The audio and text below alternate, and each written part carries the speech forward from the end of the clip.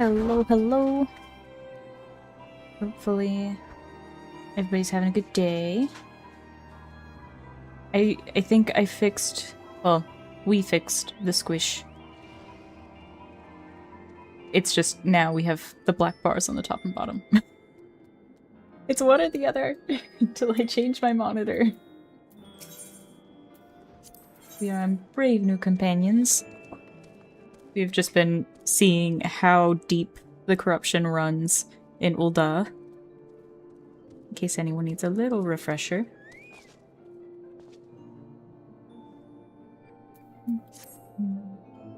While you were away in Kurthus, preparations for the inaugural ceremony were all but completed, although Tataru does yet seem somewhat flustered. I've taken enough of your time. Why don't you head into the Rising Stones and see if your frantic receptionist could do with a hand? Tataru, I am on my way.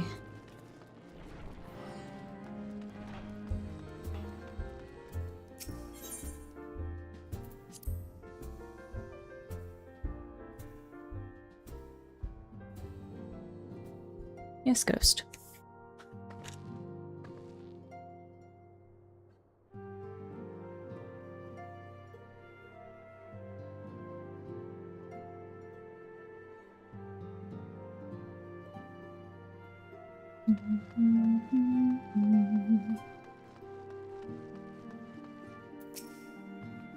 These parchments need to be sorted, and these documents, why are they even here? Oh, I'm sorely tempted to file the lot in my waste paper basket. Coffee man, sir, you startled me. You wish to lend a hand? Splendid. Would you be a dear and hand these uniforms to the new recruits? They're scattered about Revenant's Toll, and I haven't the time to track them all down. The recruits know to don their garb immediately and assemble here in the Rising Stones. You'll want to report directly back to Alphino if you don't wish to miss the ceremony. I wonder if the Scions will ever have matching uniforms. A well-funded organization is a well-dressed organization, I suppose.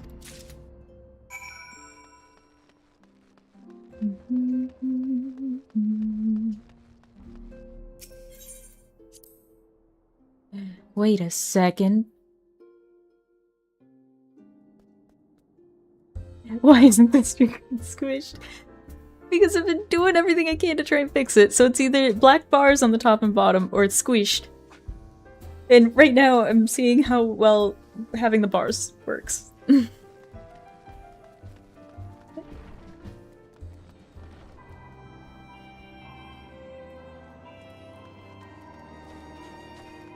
We're barred. Yeah. You know, I'm still... Prefer the bars? Okay. I'll put up a poll.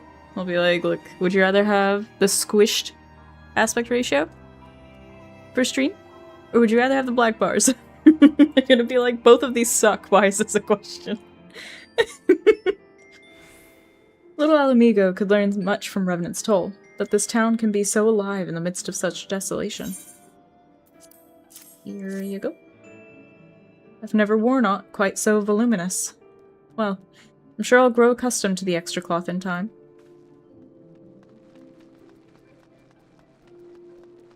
Alamigo.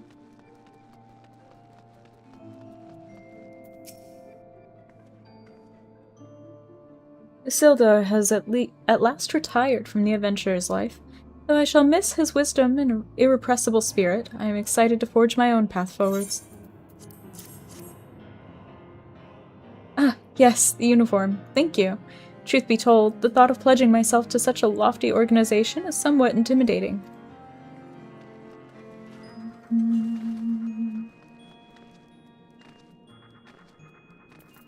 Yu Hase.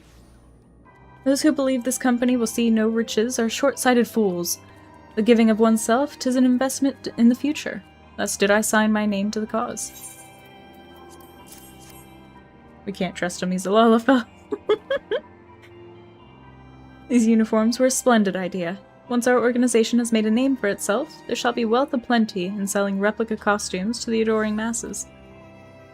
That sounds like a terrible idea, because then a bunch of people will go around impersonating it. Ergmus.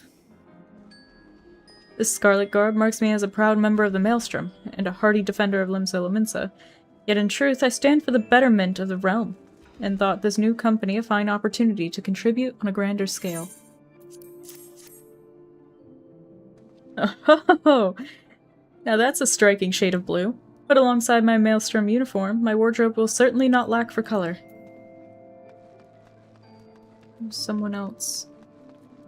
We can't go in there, so they have to be above. Yeah.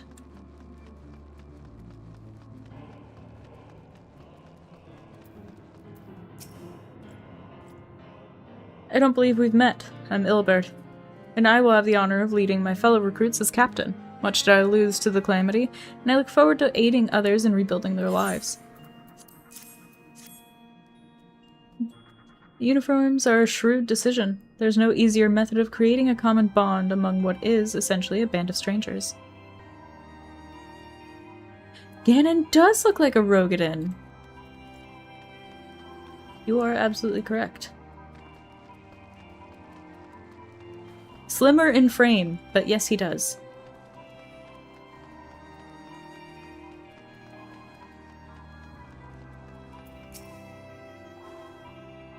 Coffee Mincer Bean?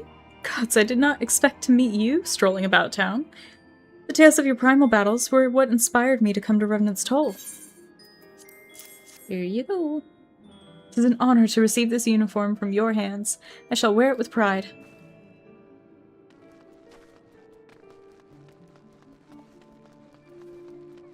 I think whoever is the last one is somewhere in here. Maybe? Possibly? Nope, they're above.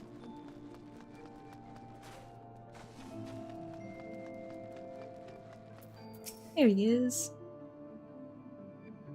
Heya! How's it going? Hello there, lass. Looking for me, was ya? I'd suggest giving a whistle, but I'm not sure as I'd hear it amongst all the bustle. Ho-ho! Proper uniforms and all. This thing will cut off the blood in my head. Not to worry, though. I'm sure she'll be fine after making a few adjustments.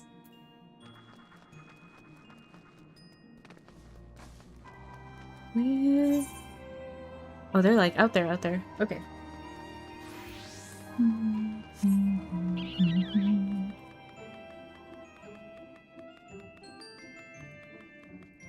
You gonna play tank? Which tank are you playing?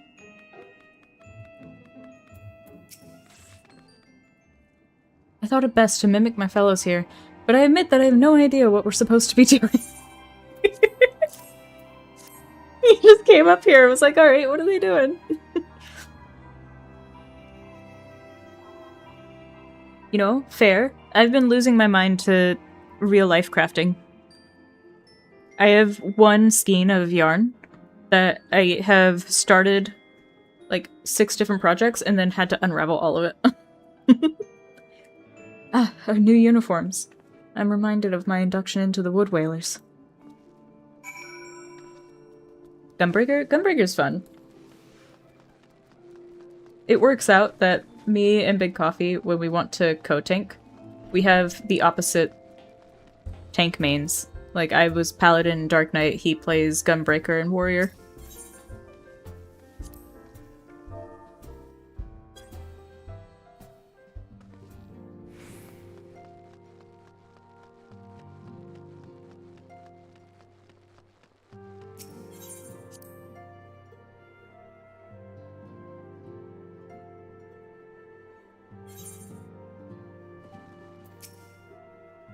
Yes, Coffee Mancer? Ah, Tataru mentioned you were handing out the new uniforms. I assume you've now met the rest of the recruits? Some few answered the call to arms I put forth through the established grand companies and such. We are not yet an army, but there is much a small corps of elite warriors can achieve. Did I mention I'd thought of a name for the company? 'Tis my hope that it shall soon be known across the breadth of Eorzea. The moment of truth draws near, Coffee Mancer. Once the last of the recruits have gathered, I shall make the official announcement.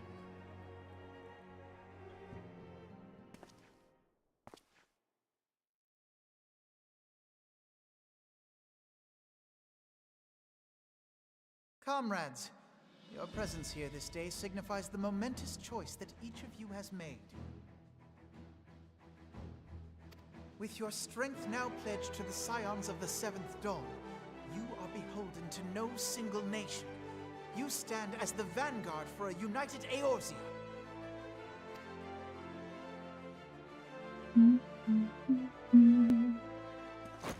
From this moment forth, I declare you Crystal Braves. Let us mend this fractured realm and face our enemies as one.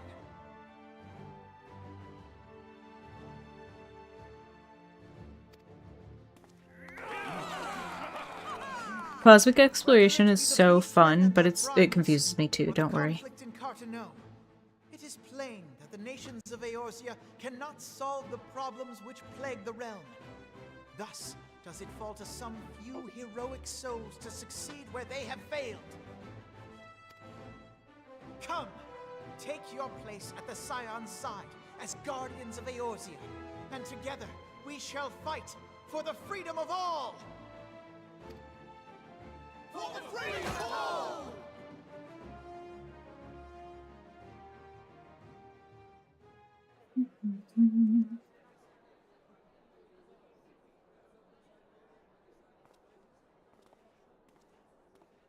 Hell yeah.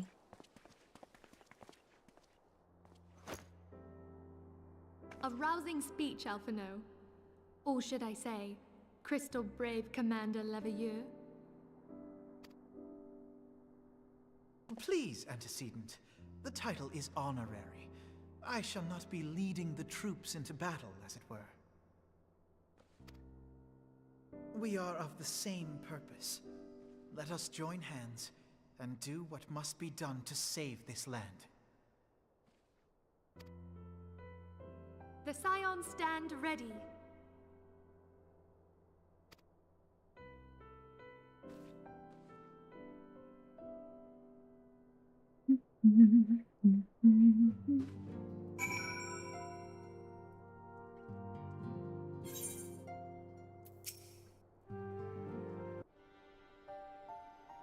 I'm eager to see what the Crystal Braves might accomplish. This shall prove an interesting time indeed for the Scions. Yes, I'm listening. So our worst fears are confirmed. The entire Isle. Such power defies comprehension. Truly? Kryl is alive? Thank the 12. I see. Pray, inform me if her condition changes. Yes, I shall pass on your words to Urianger. My thanks. I shall contact you anon. When I learned of the loss of the Isle of Val, I dared not hope that my friend had survived. Yet, by some miracle, it would seem she has. She's still to regain consciousness, it is true, but better that than death. Hell yeah. Putting this happy news to one side, we must now endeavor to make sense of the readings taken by the survey party.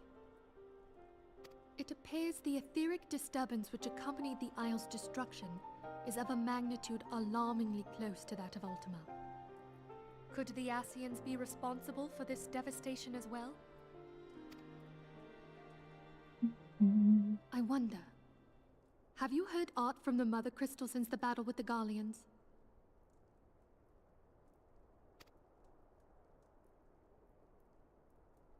Then she speaks to neither one of us.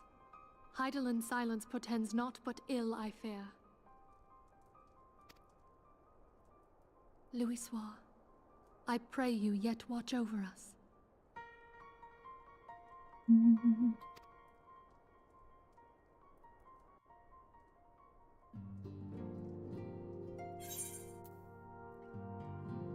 Oh my god, wait.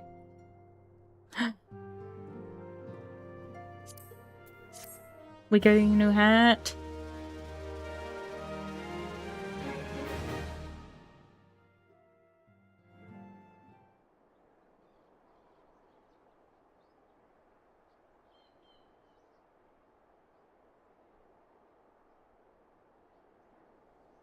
I guess we'll find out. Very good. See that the provisions are prepared for transport. Let us hope that the shipment has spared the fate of the last.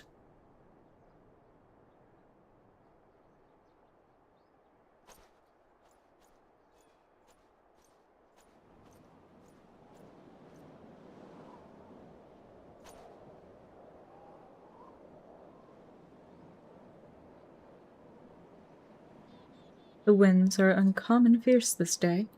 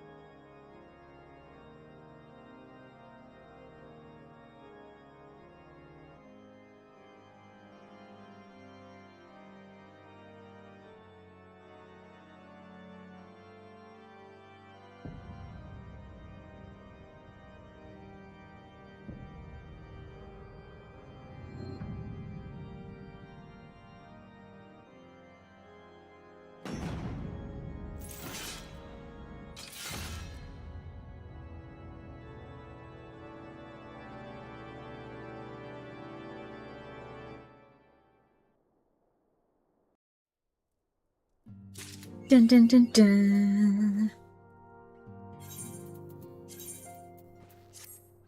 New hat.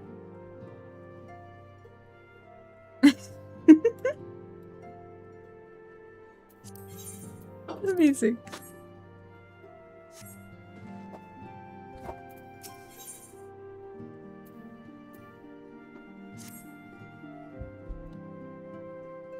Oh, hello, Ghost. Try as I might— Ghost, I can't see. Try as I might— Please move your head. I cannot shake a creeping sense of dark foreboding, but it avails us not to fret about the unknown. We must Ghost. We must concentrate instead on the problems of the present.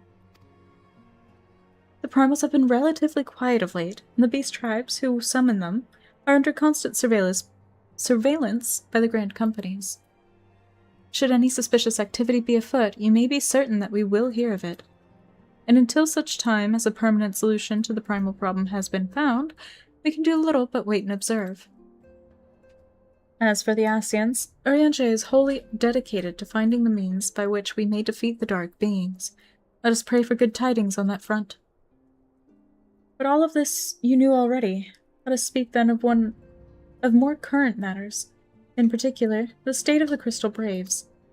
Alphino did well to found the organization, but ensuring its smooth operation is another matter entirely. Though I doubt not that he is doing his best, I felt that a helping hand or two would not go astray. To this end, I offered to send one of the Archons to assist him, but he declined. You know how he can be, independent to a fault, and singularly loath to accept help. Save, of course, when that help comes from you. Alphino has entrusted countless matters of import to your care in the past, and I believe he would not hesitate to do so again, were you to offer. I should be most grateful if you would go to him, and support him in whatever manner you are able. Oh, it didn't pan to me. Where's my stoic head nod? Huh? You just gave me a new hat and you're not even gonna let me show it off? Wow. I'm looking like a true magician now.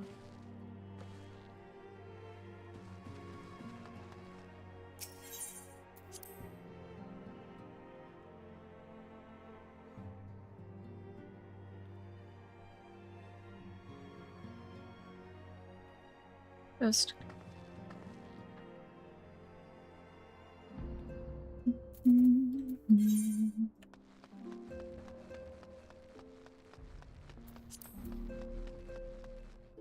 Aren't you cool, Thancred? What is it, Coffeemancer? And do be concise, I am rather busy. You would lend a hand, you say? I see. Well, now that you mention it, there is a matter that wants for attention. Given its sensitive nature, I was hesitant to entrust it to my braves, but the demands upon my time are such that I had little choice, which is not to say that my men want for labor. Though we are but newly formed, there is already a great demand for our services, and we are hard-pressed to answer all petitions. But I digress. The fact is, I would sooner attend to this particular matter myself, but my presence is required elsewhere. I'd rather receive a fireball than a punch. That being the case, I have entrusted its resolution to my second-in-command, Captain Ilberd. Tell him that I sent you, and he will furnish you with the particulars. My thanks in advance, Coffeemancer.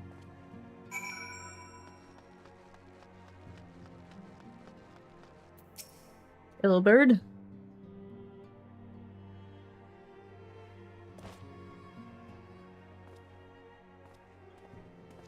Hail to you, Scion. How might we serve you?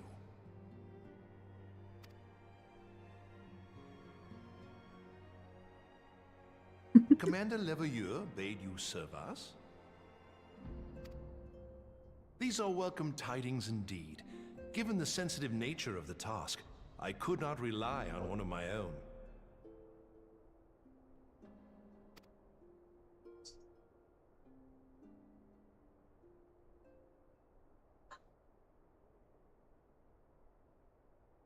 That which I'm about to tell you, I tell you in the strictest confidence.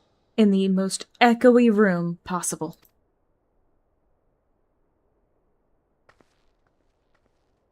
Some days ago, we received certain documents from an anonymous source.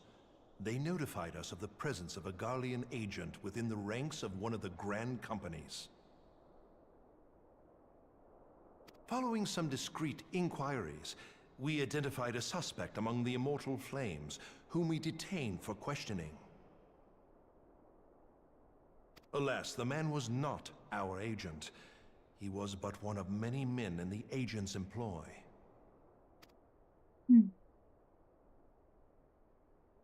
We pressed the traitor for a name, but he had none to give. He claims never to have met his master, whom he knows only as the Ivy. He was, however, certain that this Ivy had coiled itself around every part of the Immortal Flames. It would seem our quarry joined the company some time ago, and gradually recruited others to his cause. These conspirators are the vines by which he learns our secrets, all without exposing himself. It won't be easy to identify the Ivy amidst this tangled mass of subterfuge, but we have a tendril in our hands, and we shall follow it all the way to the gnarled root.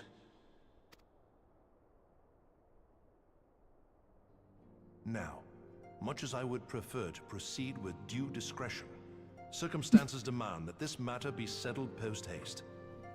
He said in the very loud, echoey chamber.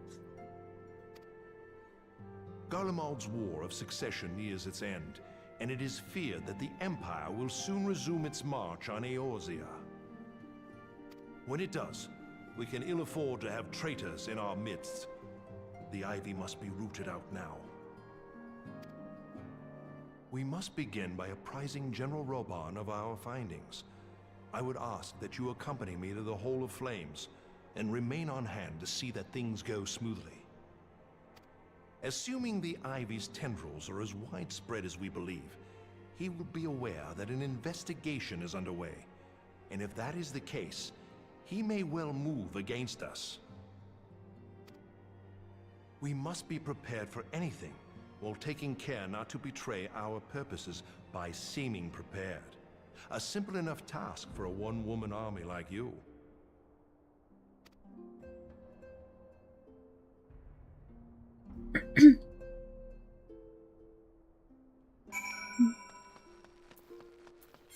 To Thanarin. Uldah. Which is in Thanarin. We got there. It's okay, we're on our way.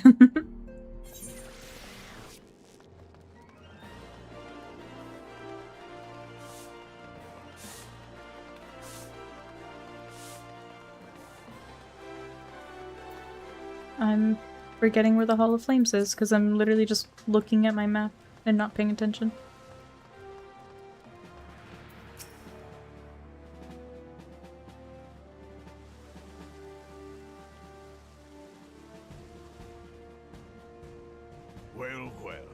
What brings you here, my friend?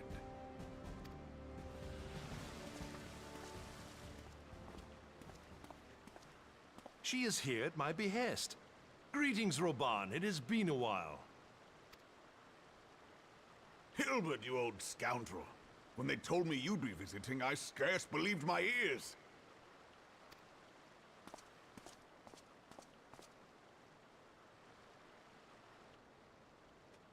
But look at you! The honored captain of the Crystal Bloody Braves. Who'd have imagined, eh? Not many, but fewer still would have imagined your destiny lay in politics, old friend. Aye, we've both come far, have we not?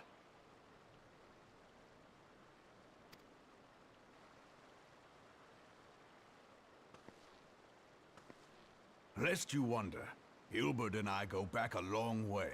We've been friends and rivals since we were lads. The last time we saw each other, Alamigo had just fallen, so you can guess how many summers it's been. And in all that time, not a word from the fool.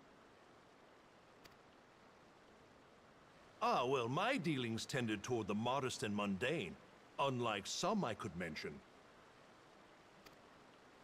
As I hear it, no sooner did you reach Thanalan than the brass blades clapped you in irons and dragged you off to die on the blood sands. Being a stubborn sort, you won 1,000 matches and earned yourself a place in the people's hearts while you were about it. Then, with your mountain of prize money, you bought the Colosseum and secured a seat on the Syndicate. Those balls, brother! Rags to riches does not do it justice. You're a hero to the common man. Ha! Spare me. I am no hero. If anyone is worthy of that title, it's our friend here. Next to her, I'm little more than a glorified butcher. Healer's job is to make sure the correct things are dying. Technically, yes. But you, Wilbert, you sell yourself short. By all accounts, you are an adventurer of some standing. I like to think that I did my part for the greater good. But if you're no hero, then I'm no adventurer, not in this company. Anyway.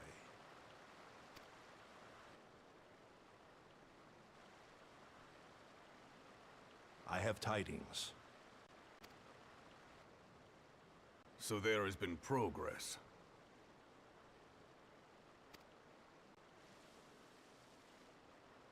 I've let it be known that this meeting is a reunion between old friends. None will give your visit a second thought. To convene elsewhere would only attract attention. Let us speak here, in plain view of all.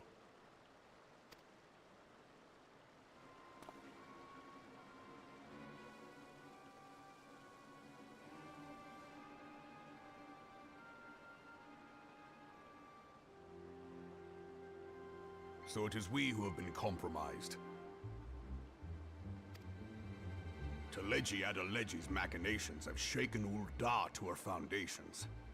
In such uncertain times, a man's loyalty may be bought for a fistful of gil. But if this snake has truly been in our midst for as long as you say, we must needs consider a far graver possibility. Conspiracy. Could it be that the Monitarists have been in league with the Empire from the first?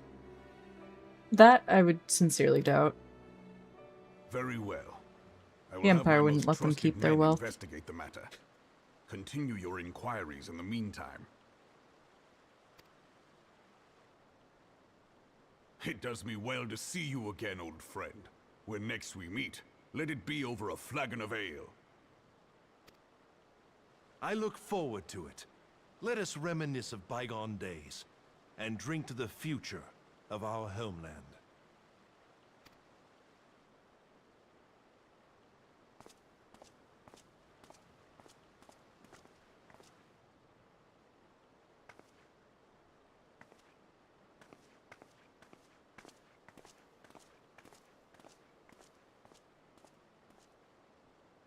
Flame General. You wear the mantle well, old friend. I must work hard if I'm to keep up. Well, it would seem your services were not required after all. I dare say we have Roban's prudence to thank for that. Still, I was glad of your presence. My thanks, Scion.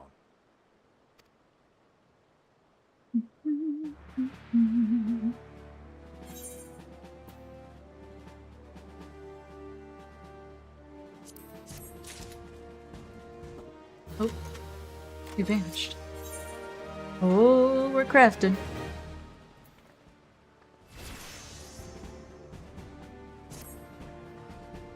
Our hunt for the ivy begins in earnest, Scion. Suffice it to say, we must tread warily, but one misstep may well cost us our lives. Our business here is concluded for the time being. Let us return to the Rising Stones and report to Commander Leveilleur. We're blinking. Oh lord, we're blinking.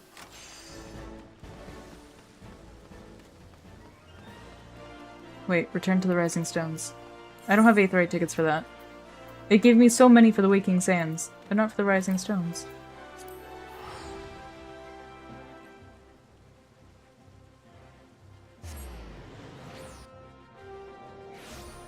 No, I have no reason to correct you. I would say that healer's job is indeed to make sure the correct things are dying, by assuring that the incorrect things are not dying. Yes. I think that made sense. I hope that made sense. It made sense in my head.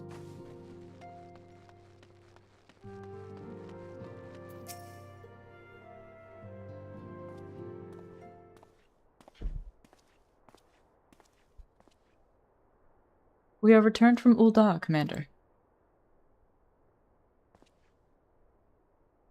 And not a moment too soon. Something's happened. Trouble? You will recall that the Fourth was tasked with reconnoitering the rendezvous site used by the Ivy's minion and his Imperial contacts. Soon after you left, we received word that the unit was ambushed en route to its destination. Gods damn it. Yes, Ghost. According to the report, one of ours has been taken captive. The Garleans are not wont to treat their foemen with dignity, and I have great fears for her safety. We must dispatch a rescue party at once. Recall those braves who are afield. Begging your pardons, Commander, but we have not the time. I'm afraid I must ask for your aid once more, Scion. Yes, it is indeed Ghost.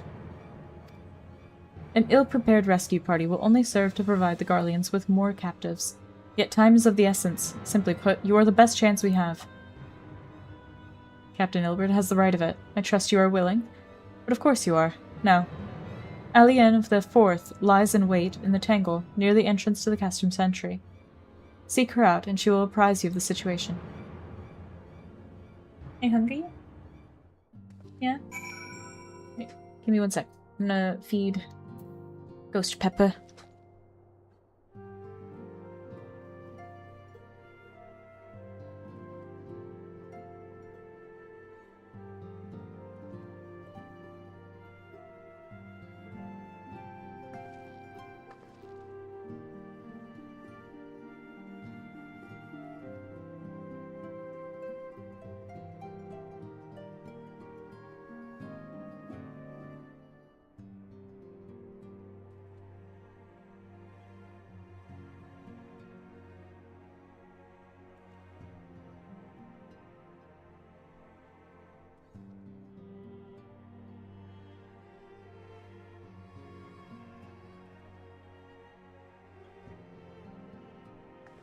Grab a snack.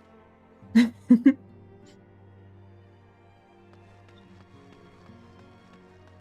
are we going? The Tangle. Oh, okay, it's in Mordona. Perfect. Did we already get new gear, or is it the quest? I think it's the quest we're on now.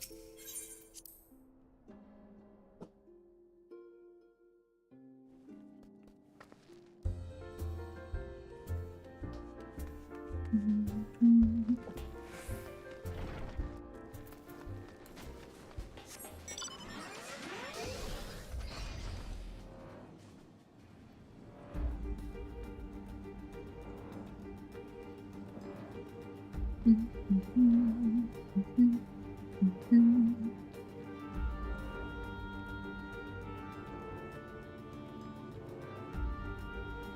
don't remember this being the song for the Magitek armor.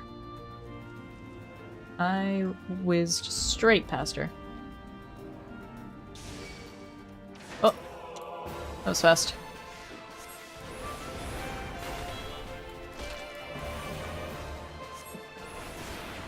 That hit me.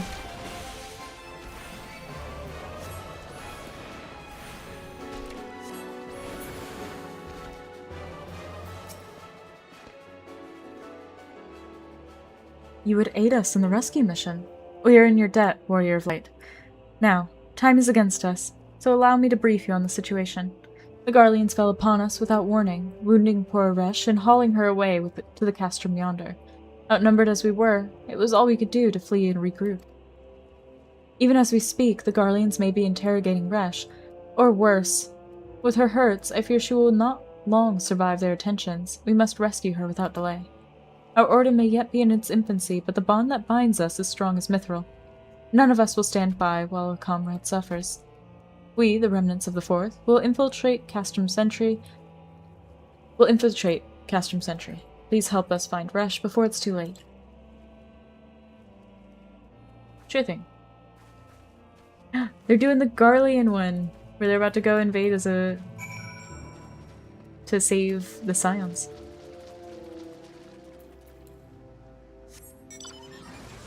Look at them go.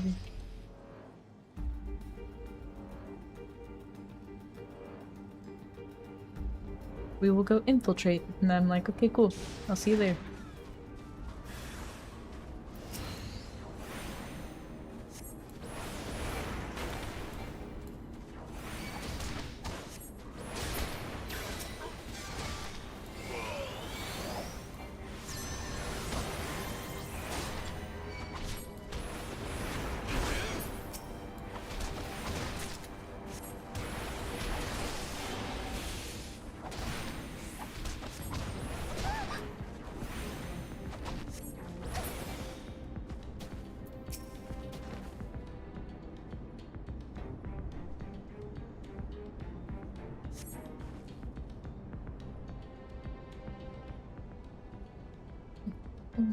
Where am I?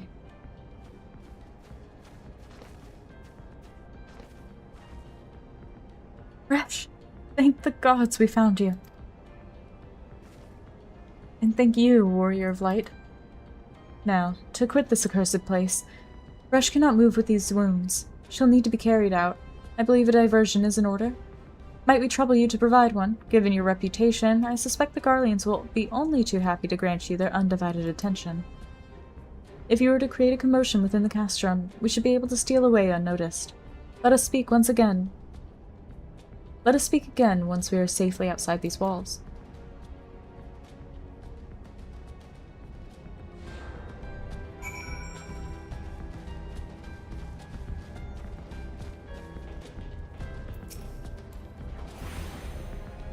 This isn't someone I actually have to fight, I don't think, but I'm going to anyway.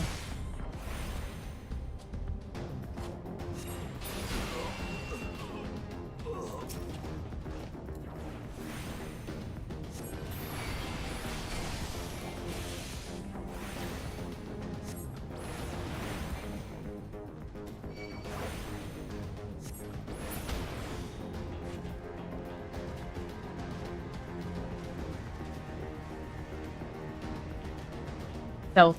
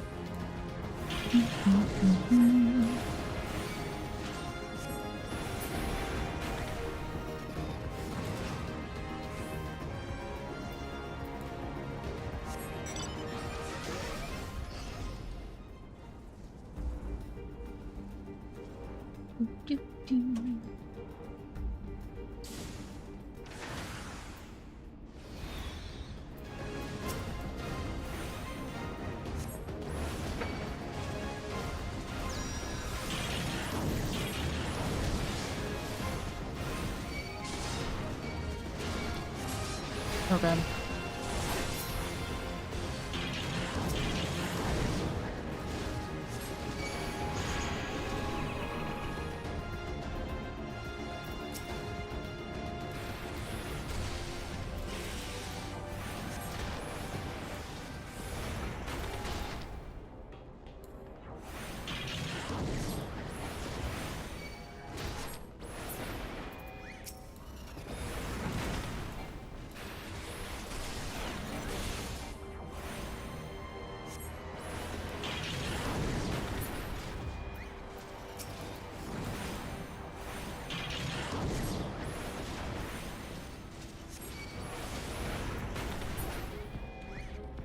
Ooh, I'm cutting these close.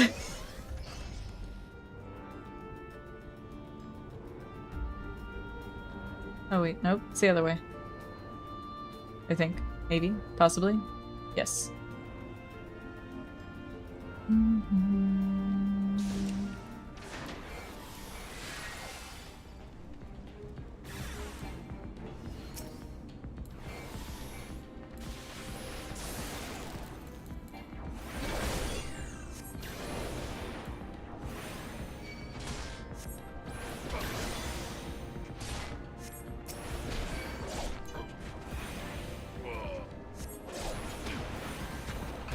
Fireball! Fireball! Oh god. Oh no.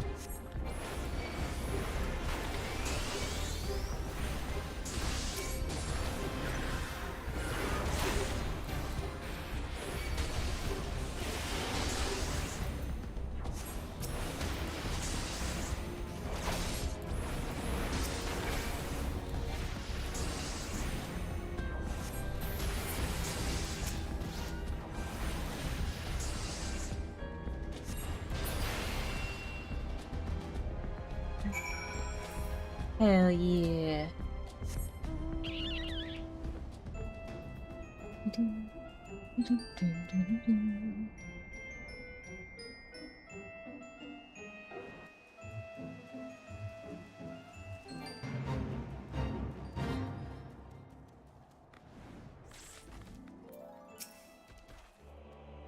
I've awaited your return most anxiously, my friend. You've done us a great service indeed. Thanks to your aid, our comrade Resh is safe, and we suffered no further casualties. Words cannot well express my gratitude. All that is left is to report the mission's success to Commander Leveilleur. I shall go on ahead to the Rising Stones.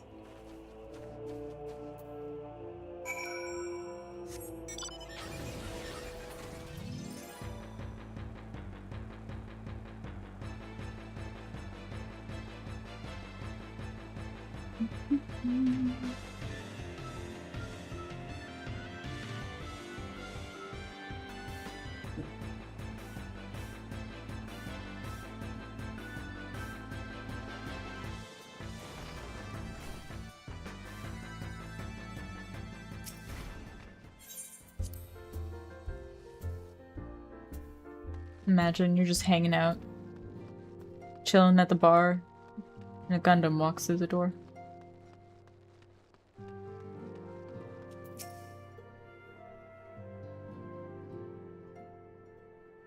Ah, it does me well to see you thus returned. Though I doubt not your prowess, entering an enemy stronghold is generally considered to be a risky venture. I must confess to having been a trifle anxious. But here you are, hale and whole, having succeeded in your mission, as is your wont. Lest you wonder, the woman you rescued is being cared for by the Domans. Thanks to their expert ministrations, the danger is past. You have my gratitude, Coffeemancer.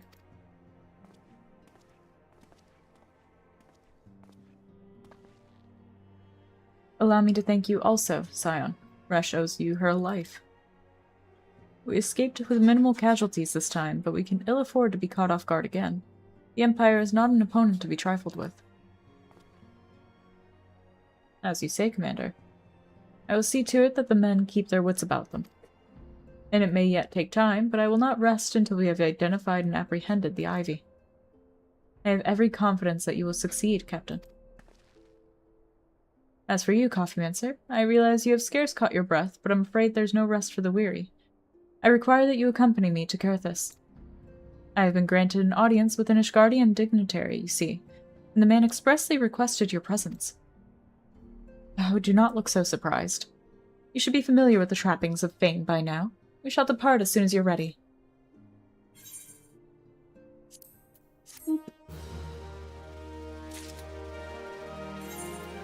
New gloves.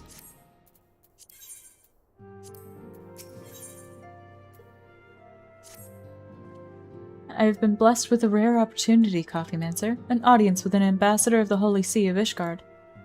We are to treat with Sir Emmerich, Lord Commander of the Temple Knights in Camp Dragonhead. It is considered a great honor to serve the Holy See directly as a Temple Knight. Needless to say, their leader wields tremendous political influence. We would be wise to court his favor. For that reason, I consider your attendance essential. If Sir Emmerich wishes to meet the woman behind the legend, I would not deny him the pleasure of your company. The antecedent should see the wisdom of this plan when you request her permission to accompany me to Carthus. Mayhap you feel this to be a waste of your talents, which could doubtless be put to nobler use. If so, I should remind you that more good can be accomplished with the stroke of a pen than the thrust of a sword.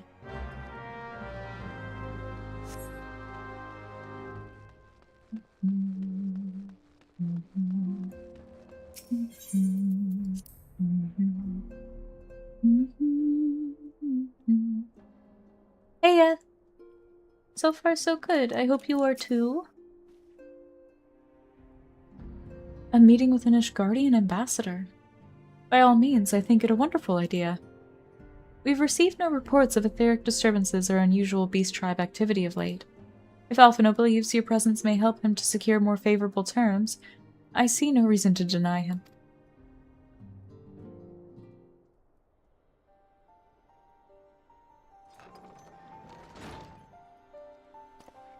Antecedent. I take it Coffeemancer has explained the situation?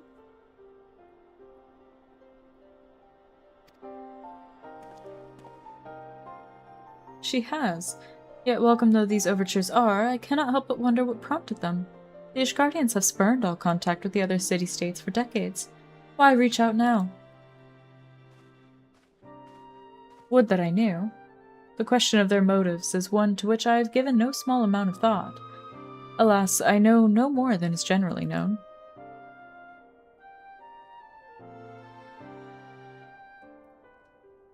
The plans to destroy the sun have failed so far.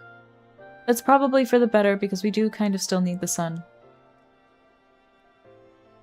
The notoriously reclusive nation of Ishgard, situated at the center of Abelathia's spine, ruled by the Ishgardian Orthodox Church, at the head of which presides the Archbishop. Members of the original Eorzean alliance, formed in the wake of Alamigo's fall some 2 decades ago.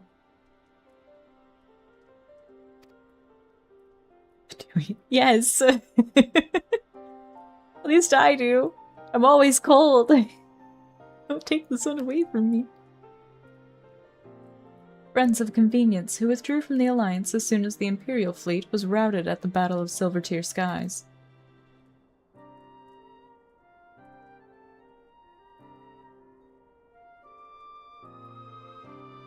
You make a valid argument, however, there's a reason we haven't.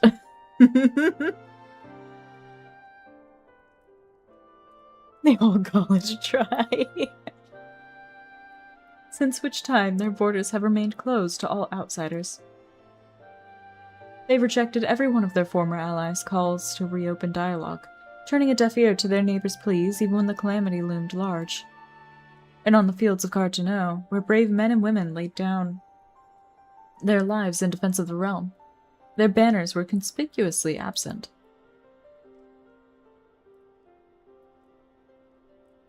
I've tried to convince Ishgard to rejoin the Alliance at every opportunity.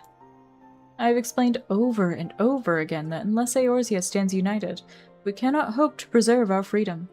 One by one, our nations will fall, as once fell Alamigo.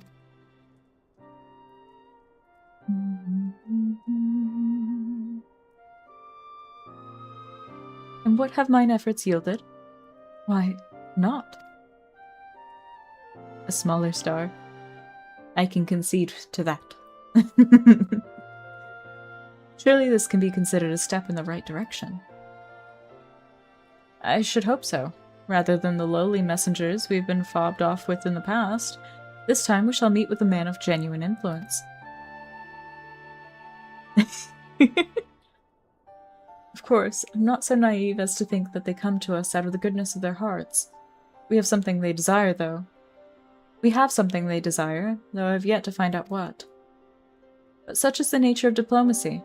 They will bring their agendas to the negotiating table, and so will I, along with a handful of incontrovertible truths.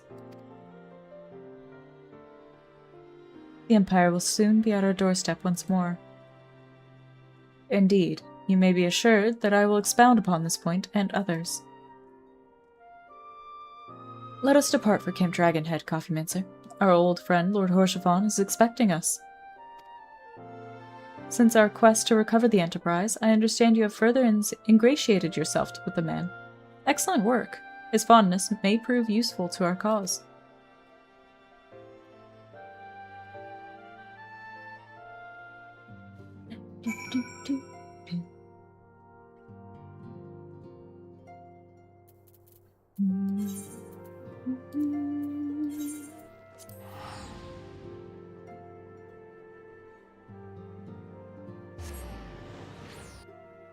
That's so exciting! I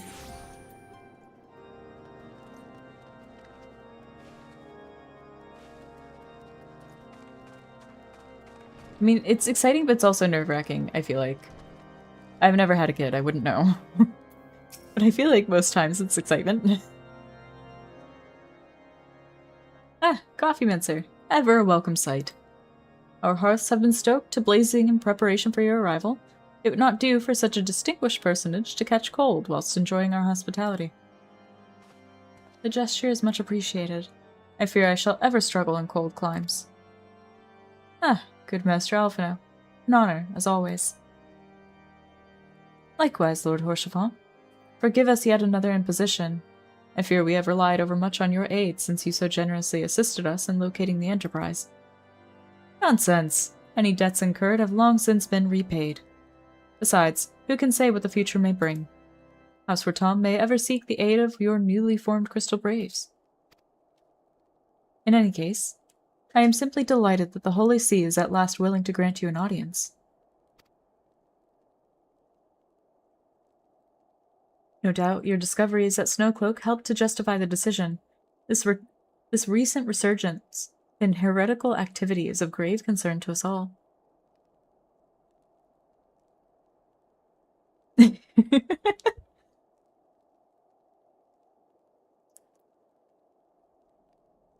I mean, at least for like the first...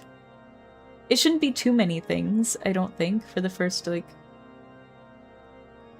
You know, I have no idea. I'm not gonna pretend that I know. Hopefully it's not too much to get. But to the matter at hand. Sir Emmerich arrived in Camp Dragonhead earlier, and I am told he is eager to meet with you at your first convenience.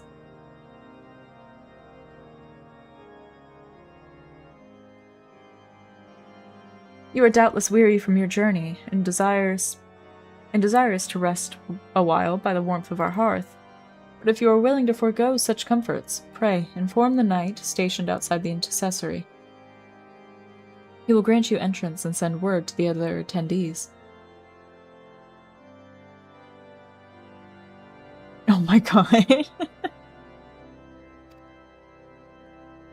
As inviting as your hearth sounds, I think it best we proceed to the intercessory forthwith. I will be genuinely concerned the day those brands decide to come out with baby formula.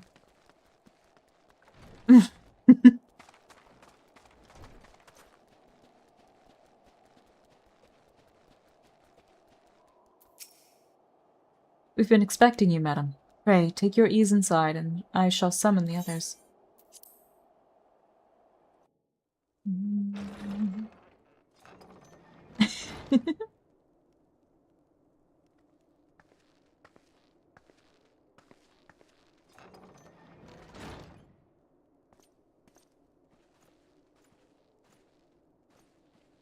Have faith, my friend. You need only state your case with confidence and clarity.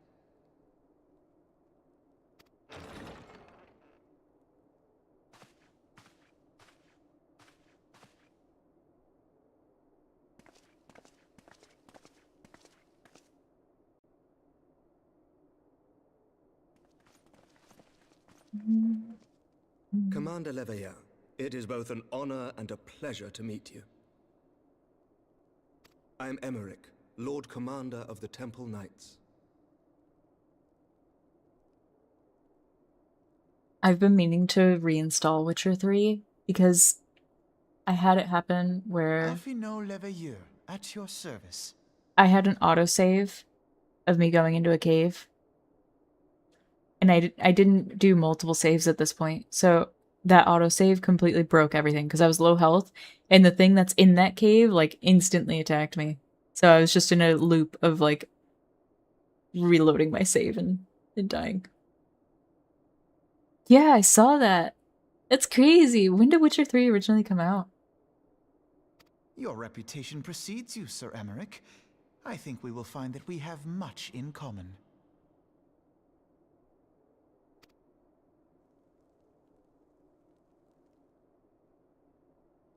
Speaking of reputations, yours towers over us all. Does it not? I tower over everything regardless of my reputation, Emmerich.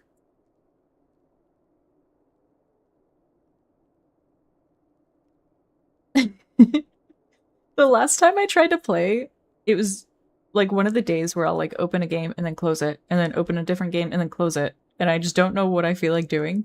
So when I opened Witcher 3, I didn't have the patience for the tutorial and I closed it.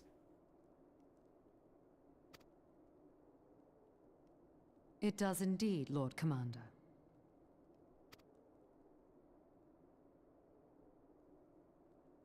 I am not too proud to admit that I have followed your activities with an interest bordering on fascination.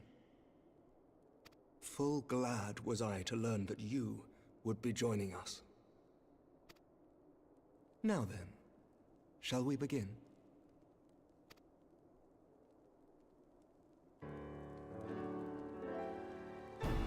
We know full well that the Garleans will return in force ere long. What is more, we have yet to achieve a lasting victory over the primal menace. The beast tribes continue to summon their gods, and each incarnation is stronger than the last. I'll have to uninstall something in order to install Witcher 3. I have no space. Ishgard is not immune to these threats. I must reiterate that it would behoove your nation to rejoin the Eorzean alliance. Once again, I must respectfully disagree.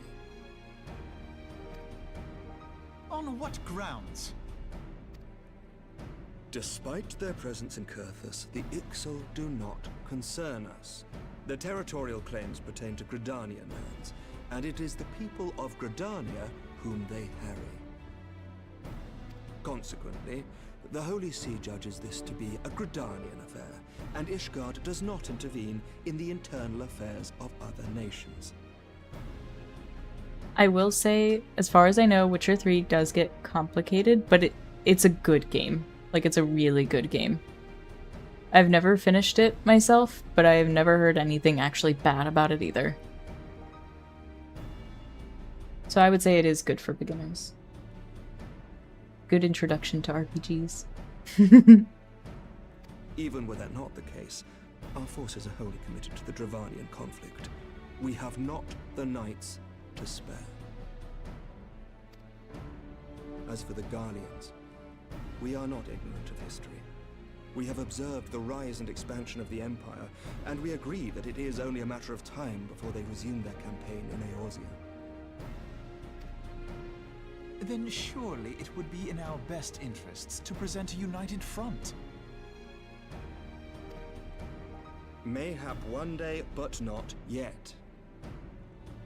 Gaius van Belsar is dead, and the legion of conscripts he left behind lacks the will to fight. We think it highly unlikely that they will emerge from behind the walls of their castra for some time. Forgive me, but if Ishgard's position has not changed, why did you agree to this meeting? Because I think it's meant for culinarian. I'm pretty shocked you can't use it for ninja.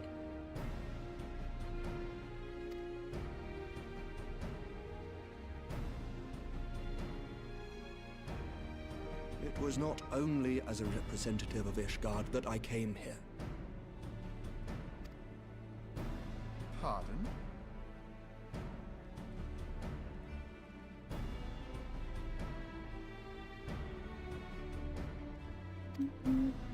It is not within my power to change Ishgardian policy, regardless of my personal feelings. There is, however, one area in which I may exert a measure of influence. Thought we were talking about the game? When he mentioned the Tomberry knife? Concerns have been raised over the supplies house. I promise, my online shop does not contain a Tomberry knife, unfortunately. On the provision of aid to foreign powers. Actually, it's probably for the better that it doesn't. I'm no arms dealer. I can ensure that the I only shipments sell a few continue wallpapers. unabated.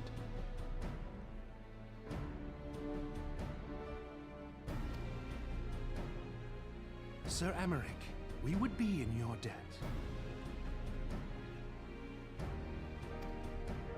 No, you would not. For I require something in exchange.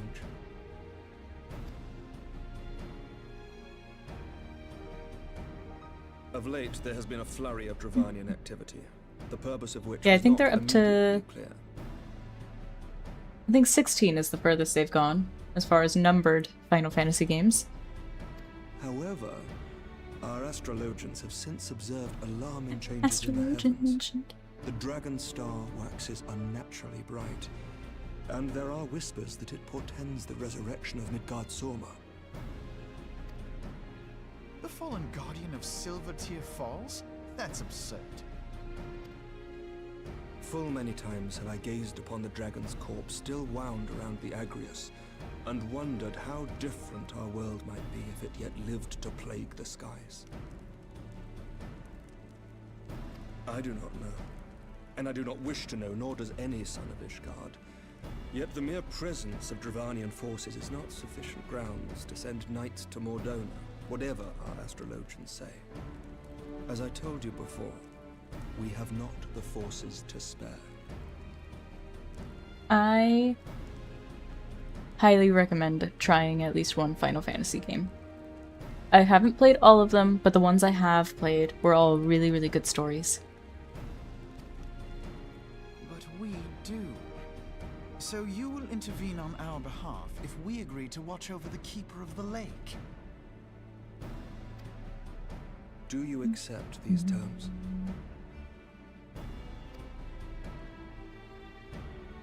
I do. I will see that you are kept abreast of any developments. Oh, hello again, Ghost. I regret that we could not come to a similar agreement on other matters, but I understand that you are not at liberty to make such decisions. Nevertheless, I hope that what we have accomplished here today will serve to demonstrate to your countrymen that we can work together towards a common goal. Mayhap one day we shall look back on this moment as the first step towards a united Eorzea. Mayhap we shall, Commander.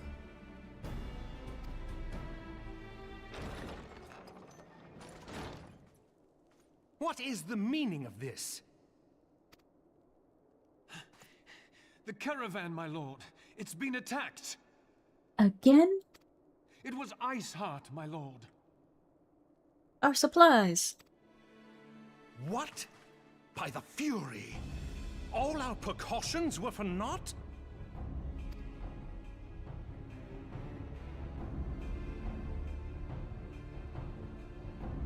That chair is so tiny.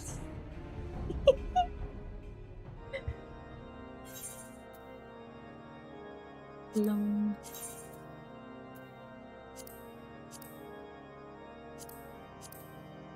Whoa.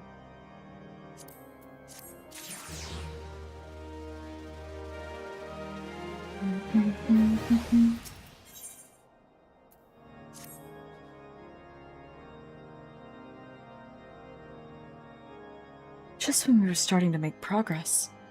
And to make matters worse, the caravan they spoke of was bound for Revenant's Toll of all places.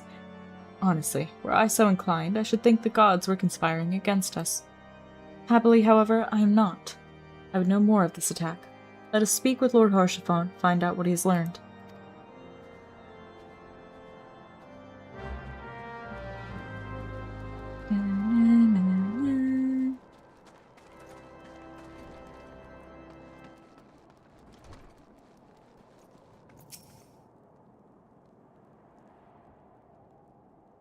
My sincerest apologies for the interruption.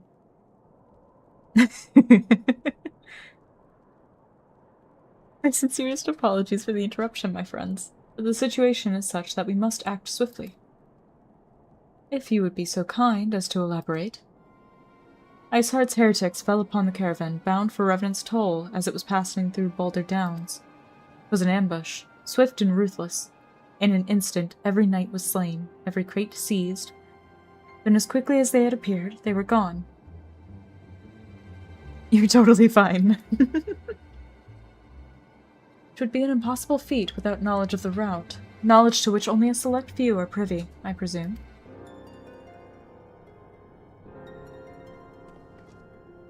Quite. We can pursue that avenue...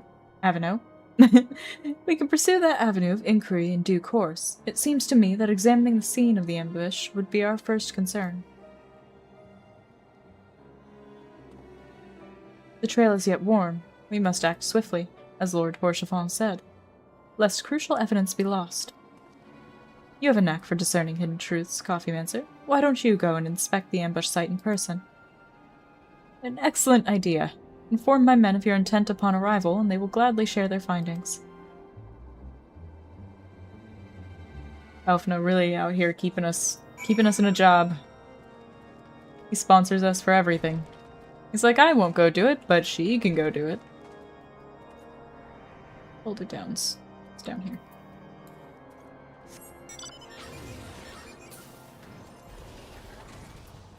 I won't let you destroy the sun, but have you tested to see if any of your other sisters will kill you in the Lego game?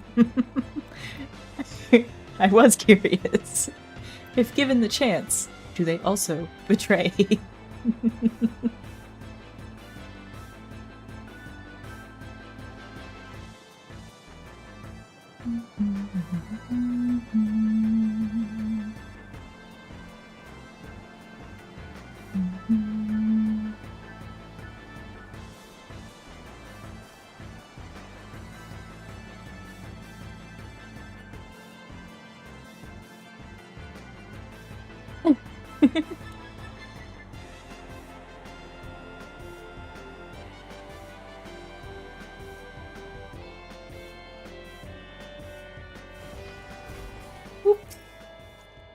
Move along, adventurer. There's nothing for... Huh? Lord Harshaphone bid you speak with us. Then you must be... Beg your pardon, Scion. That is true. It is technically still a star. As you can see, they left nary a crate behind. Chipped the wagon, for good measure even. Whole thing's a bit odd, if you ask me. Would have been easier to just steal it. Though a damn sight harder to conceal it, I'll allow. Reckon they came prepared, probably with wagons of their own, hidden away off. But pay no heed to my ramblings. Absent of proof, 'tis naught but speculation. Might be as a squire receiving care at the observatorium could tell you something more factual. That is, if he's awake. Unlike myself, he was there during the attack. Not that his presence amounted to much. Wow! That poor kid! He's like, not that he was helpful.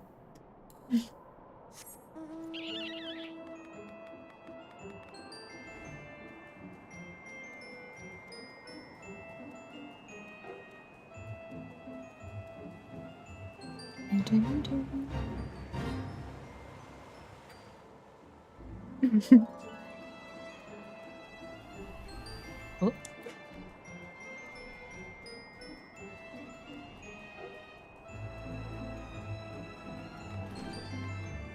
Not in here. In here? Not in here.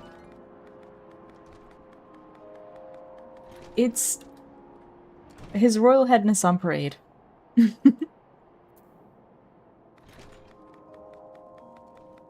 He's not here either. Where is this guy? Oh my god.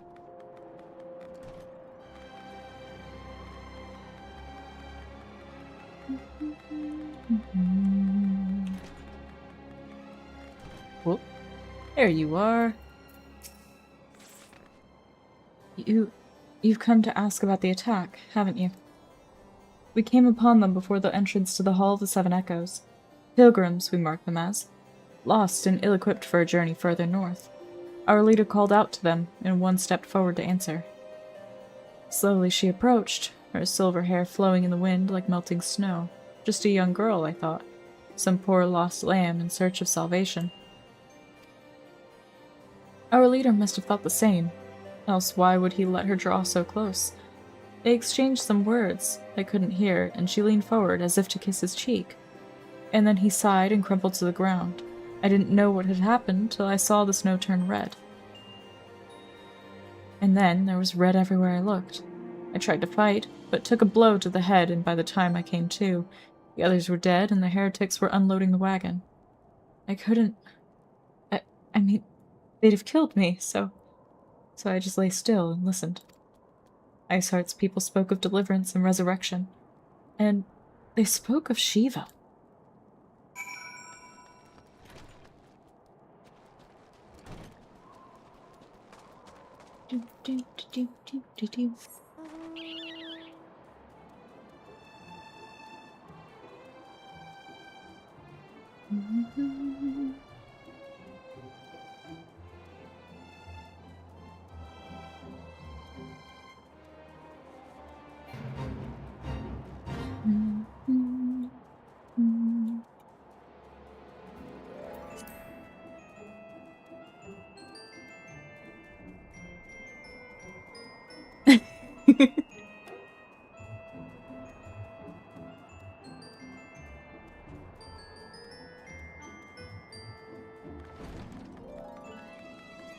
Gotta make sure the spies are known.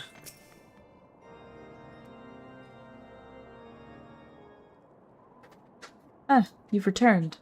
What news have you for us?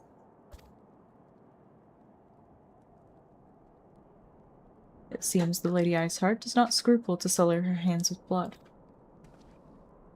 Who is this Shiva the heretic spoke of? Have you not read a single line of the Enchiridion?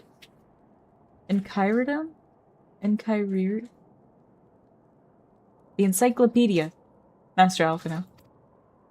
Shiva was a traitor to kith and kin, an apostate who lay down with dragons.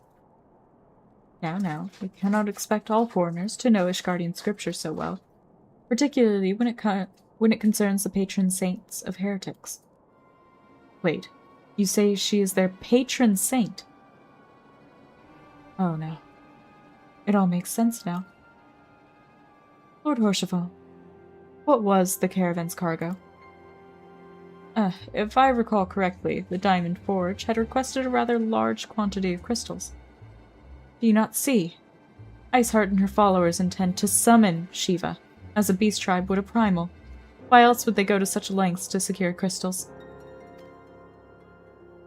I shall inform the Lord Commander at once, Lord Horshaval. You would agree that discretion is of paramount concern.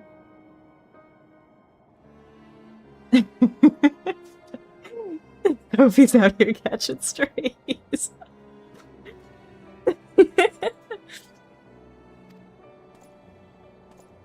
Of course. I trust we can count on your continued support, Master Alphino. The Scions of the Seventh Dawn are sworn to combat the primal threat. Our support is a given.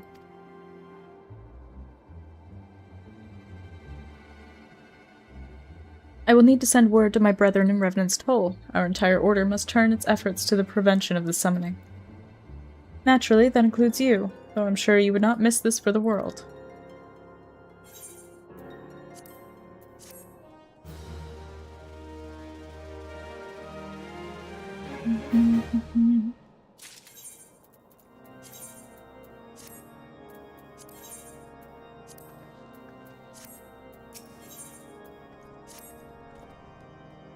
The The persistent attacks on our caravan seemed little more than a nuisance at first. The heretics were a problem, to be sure, but a relatively minor one. That was before I discerned the purpose behind their attacks, of course. Now they have my undivided attention. After apprising Minfilia of the situation, I shall summon a unit of crystal braves to assist us. As for you, Coffeemancer, pray join me in Whitebrim Front. Since the incident at Snowcloak, the Knights of House Durandare have redoubled their reconnaissance efforts in the region. It is my hope that they have information which may help us to determine precisely where the heretics are hiding. Given our mutual enemy, Lord Dromont should be eager to oblige us. I shall see you there, then. Good.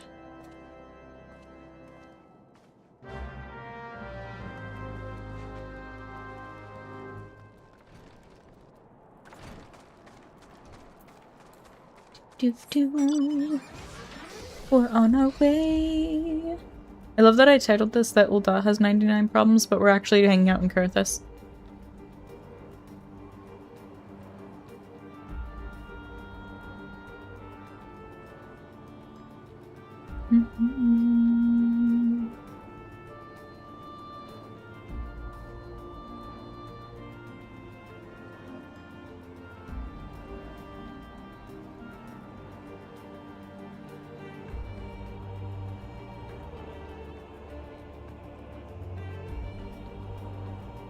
You can't believe this treachery. Look. I went with what I remembered, okay?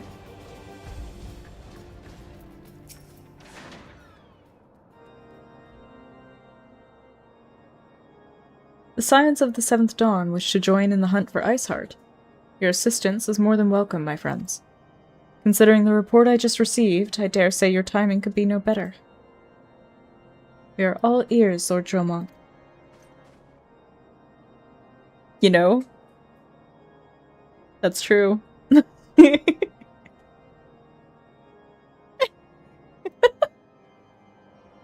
mean, there are still problems. It's just not in Uldah. Uldah's got 99 problems and we're not going to tackle a single one today.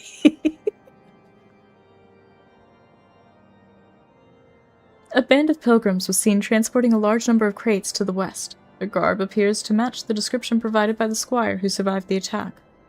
Alas, our scouts lost track of them at Snowcloak, that self-same frozen wall which was speculated might conceal the heretics' hideaway. Suffice it to say, the disappearance of these pilgrims and their provisions all but confirms our suspicions. I've heard enough. My knights will join the hunt.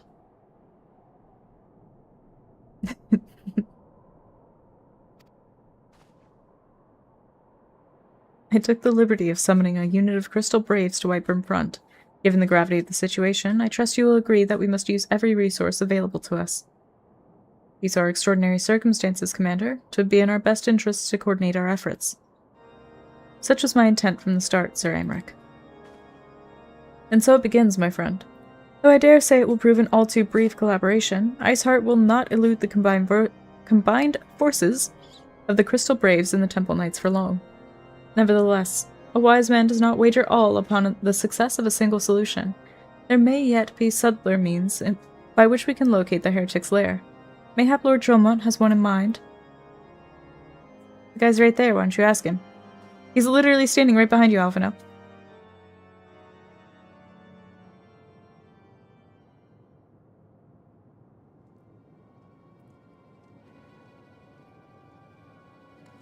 Just for now.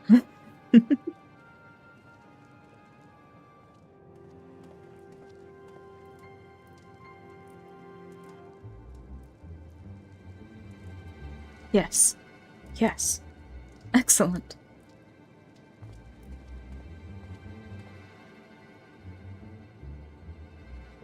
My lady, everything has been accounted for. If there's aught else you would have us do, pray speak, and it shall be done.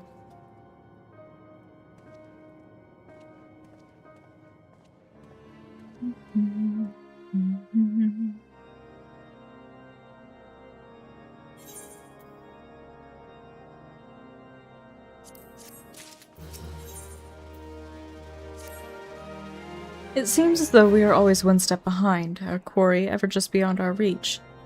Though I would like to believe that the tables are about to turn. I must confess to having certain doubts. A joint effort may succeed where others have failed, but it could yet yield the self-same result. Fortunately, we are not without other options. I trust you haven't forgotten Inquisitor Guillaume? We have not. The mystery of how the heretic remained undiscovered for so long has been much in our thoughts, as has the question of what steps might be taken to prevent a similar breach of scrutiny in future. Accordingly, we conducted an exhaustive and covert evaluation of everyone in Whiteburn Front. Though some were found to have committed certain minor transgressions, we identified only one possible heretic.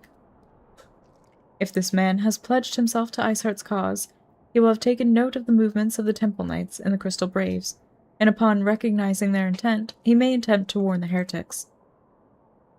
The man's watch is to end soon, at which point he must report to Sir Jean Tremont in the yard. I would have you keep an eye on him.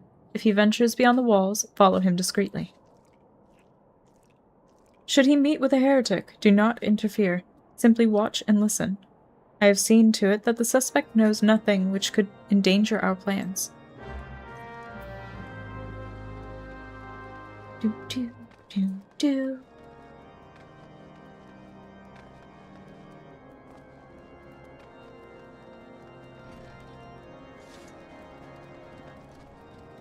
And if I get as far as I plan to today, it's going to be one hell of a recap video.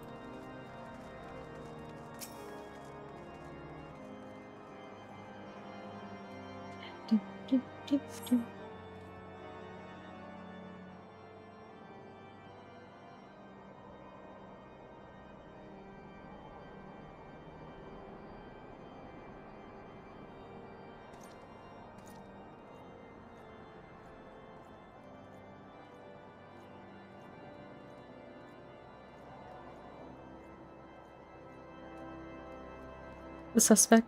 The suspected heretic leaves through the southwest gate.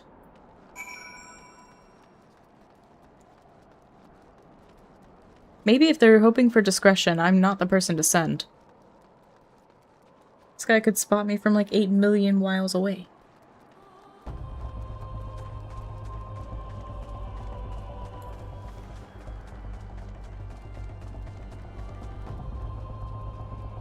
Like, how is this hiding? How is this hiding? He just needs to turn around.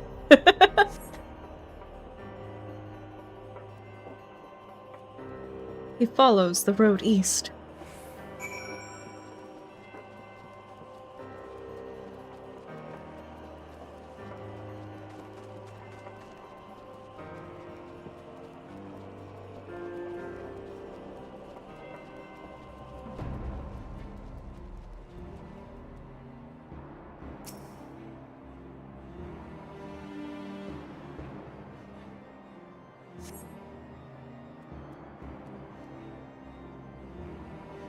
He heads south.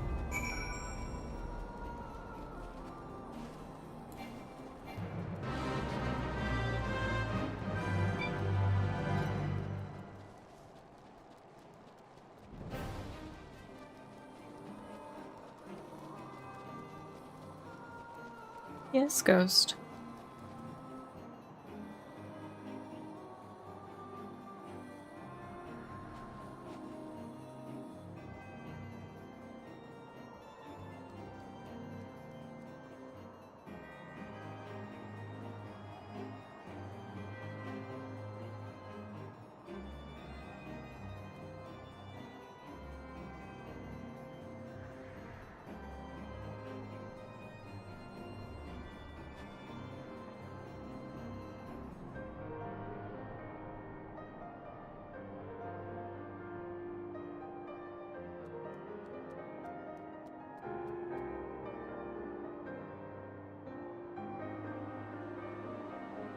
Okay. Ghost has his mouse toy.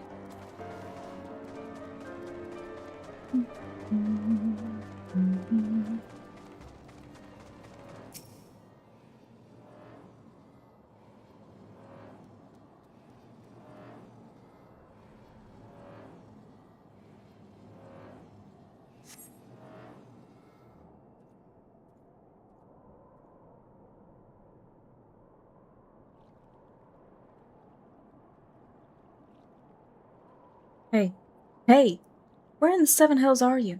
I'm freezing my bollocks off here.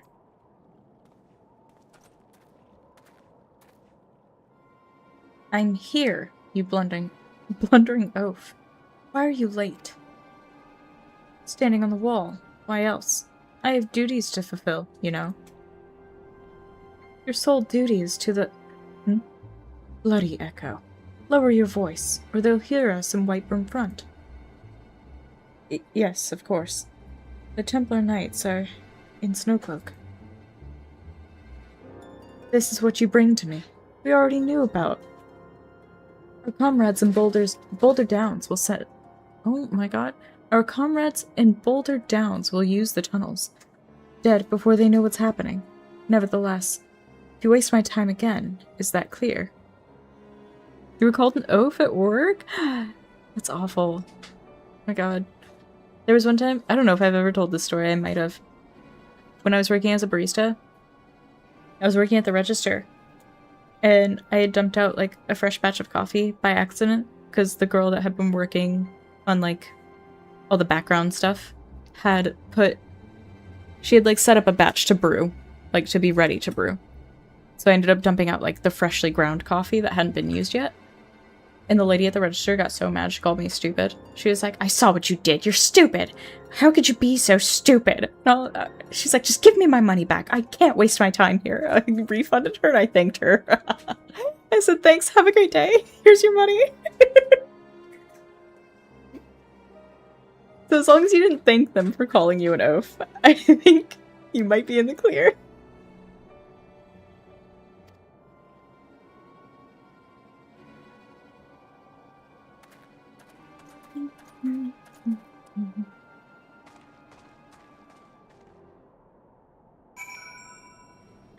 Report to Dromont.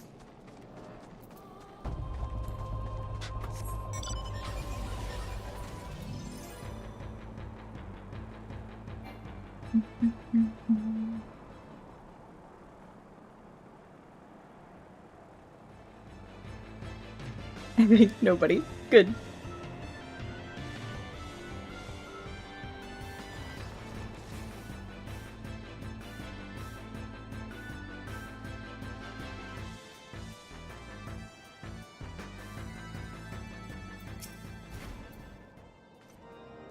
Well, did your investigation bear fruit?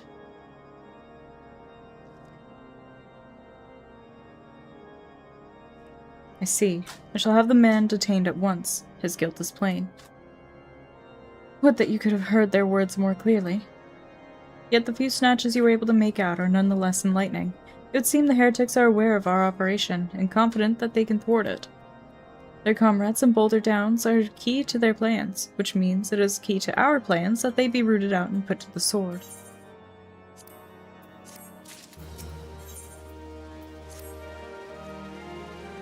We have long suspected that the heretics use a network of secret tunnels, to traverse the highlands undetected. Given what you overheard, I fear that Snowcloak may be riddled with such passageways, and that the heretics in Boulder Downs are planning to use them to take our forces unawares. Needless to say, we cannot allow that to happen. The contingent of House Durandare Knights are on patrol in the area, and I shall order them to begin searching for the heretics at once. But knowing nothing of our enemy's numbers or readiness, I cannot say for sure that they will be sufficient. It would put my mind at ease if you would consent to assist my knights with their search. I know they would take courage from the presence of so storied a warrior. Pray, rendezvous with them at Boulder Downs, if Helone is kind. We may catch these heretics before their plans come to fruition. Show them no mercy, Coffeemancer. The lives of our allies are at stake. You got it. Merciless coffee bean.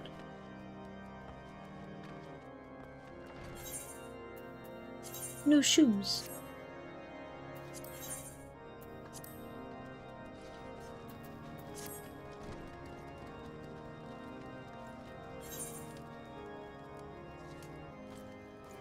I'll go right here.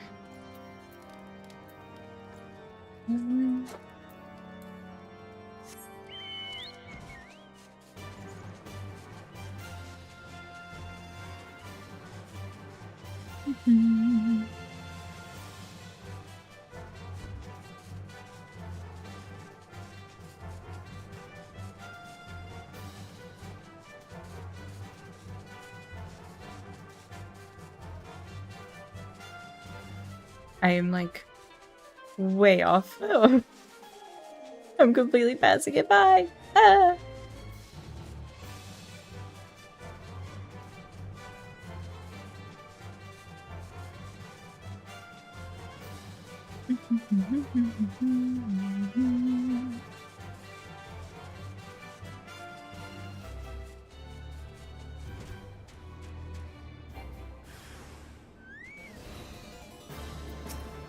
It's not creepy, and I didn't get rid of it. I still got it.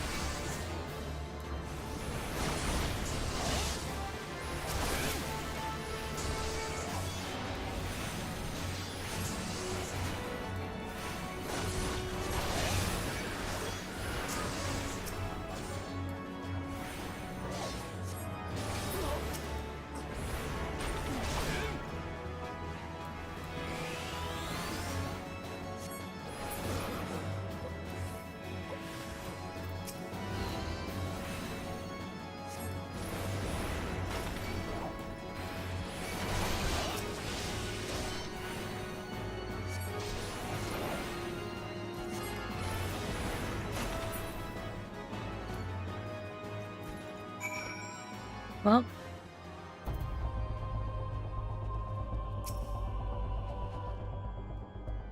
Four nights.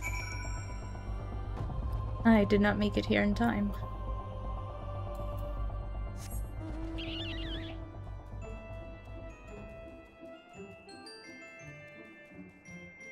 And so His Royal Highness on parade makes a triumphant return. It's so cute! How could you think it's creepy? Look at it!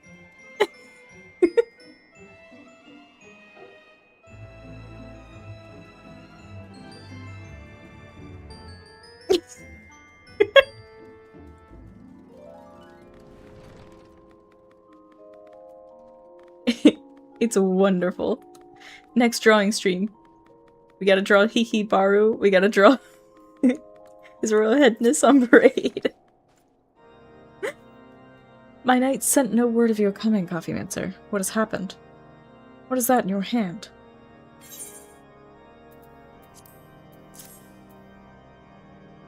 It's on the Mog Station. It was a birthday present. By the Fury. Those were veterans with years of service. It's just a Michael Jackson. All of that.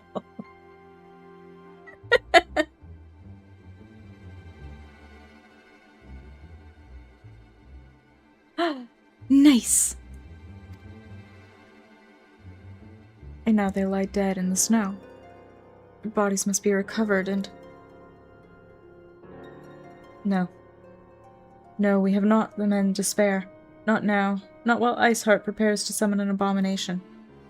The heretics you dispatched were not of sufficient number to contend with the combined strength of the Temple Knights and the Crystal Braves.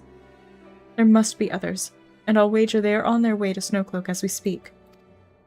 To make matters worse, it seems the traitor you followed managed to pass the heretics something of value after all. The parchment you recovered is a timetable of the guardsman's watches at our outpost in Snowcloak. The traitor was stationed there long before he aroused our suspicions. Would that we had caught him sooner. With this information, the heretics would know when the watch was weakest. They could use their tunnels with impunity and prepare their ambush.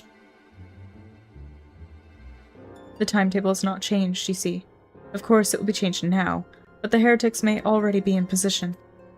House Durandare must send reinforcements, even if it means withdrawing knights from the Stone Vigil. I can see no other way to safeguard the lives of our allies.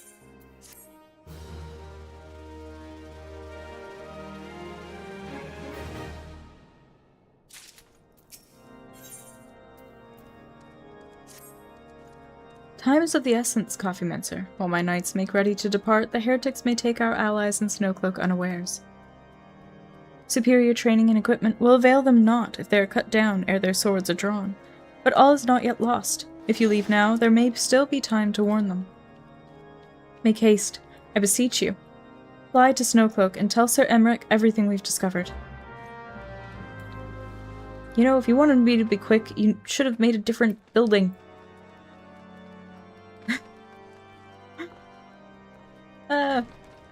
Speed. I am speed.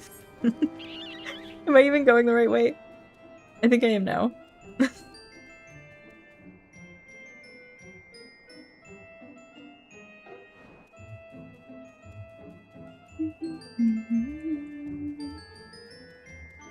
And the nice thing about this, it's account-wide. So you get it once, and it's on your account. So any of your characters can use it.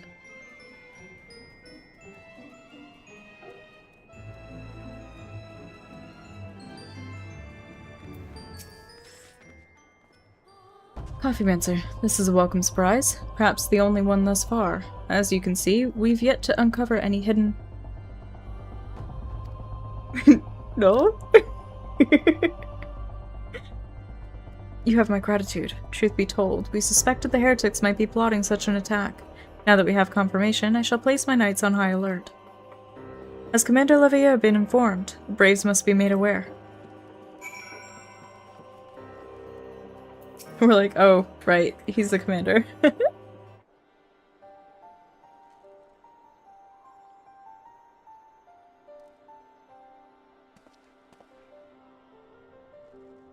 It must be here. I'm certain of it. Why else would they go to such lengths to defend Snowcloak? 'Tis but a pity this discovery comes with it when our enemy has us at such a disadvantage. Forewarned though we may be, the heretics know the terrain far better than we. I dare not think how many are watching us at this very moment. Confound it. This is all wrong. Iceheart has us scrambling to save our own skins when we should rightly be straining every sinew to find her and stop this damnable summoning. There she is. Come here, girl.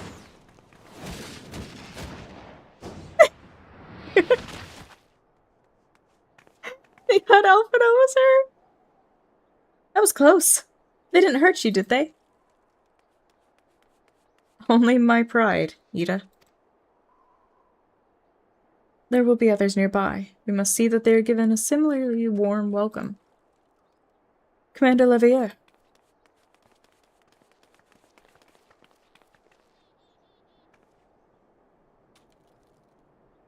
There's been a development, sir. Together with the Temple Knights, we have secured the entrances to some half-dozen tunnels after spotting the enemy breaking the surface. But that's not all, sir. We think that one of them may be important. Certainly. The heretics near flung themselves upon our swords to defend it. Ha! Just as I suspected. Amongst this warren of tunnels lies the entrance to Iceheart's lair. Summon the others. We're going in. A moment, Alphino. The tunnel in question is barely wide enough for 2 men abreast. We cannot say with any certainty where it leads, much less what is waiting for us there.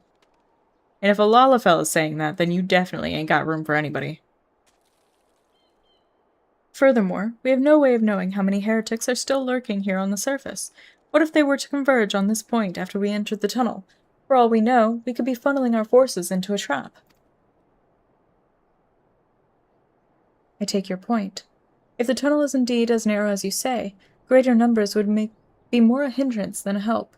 Should we encounter difficulty, our own allies would become an obstacle to escape.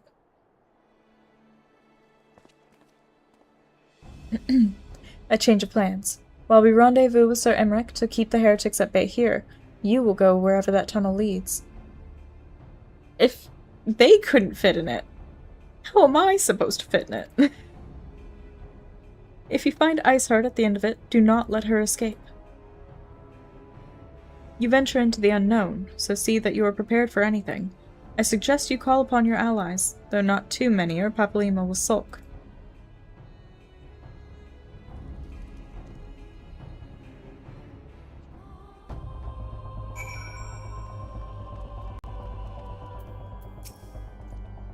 The entrance to the tunnel, madam? It's just over here. Had we not seen the heretics breaking the surface, we would never have noticed it.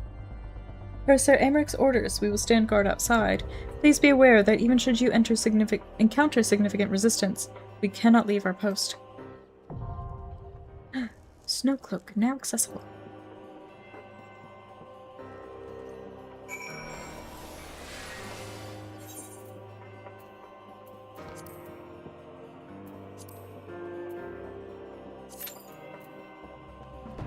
I forgot about this dungeon. Oh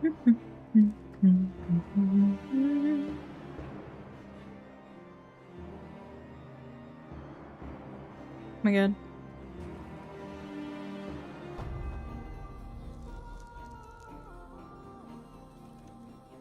I'm just glad that it's not squished anymore. I know that seems really random, but for anyone that might not have seen it beforehand, the stream was very, very squished. Everything was smashed into the center of the screen. It was catastrophic.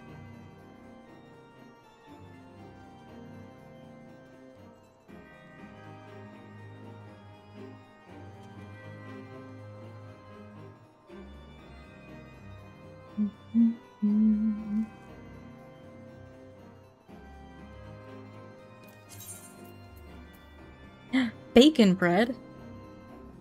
That sounds delicious.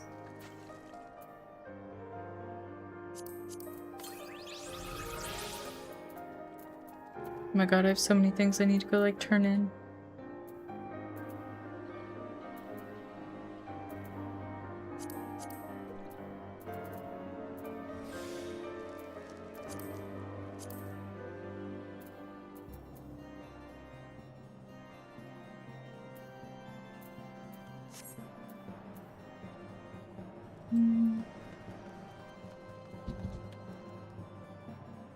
At worst case, I may end up doing this with NPCs.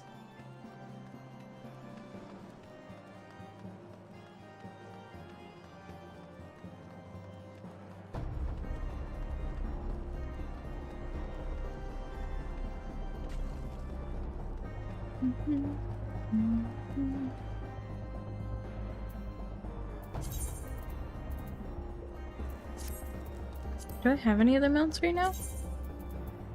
No, but I could definitely go get a few. I just need to go to Gridania.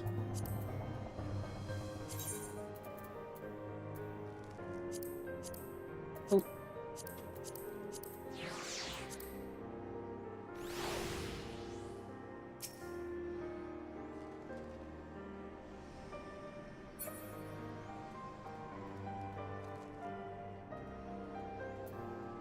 I think I will do just that.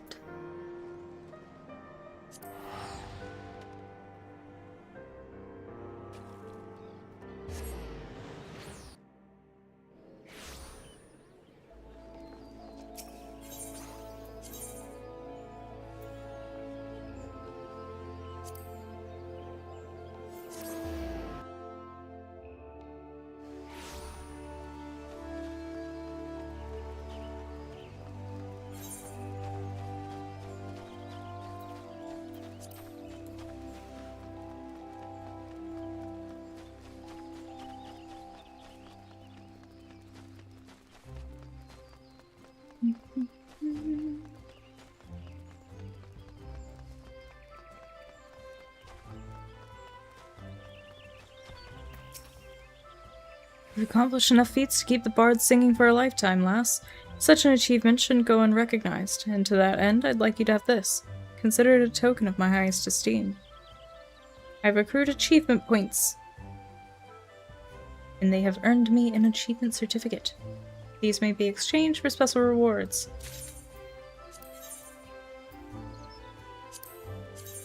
Like that.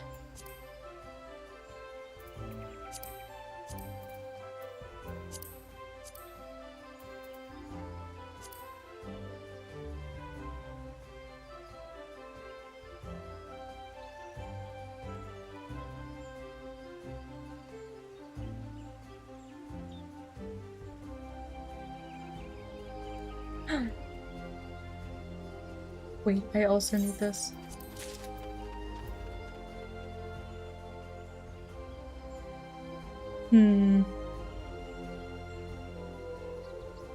Magitech Deathclaw, Behemoth, or Voidal Resonator.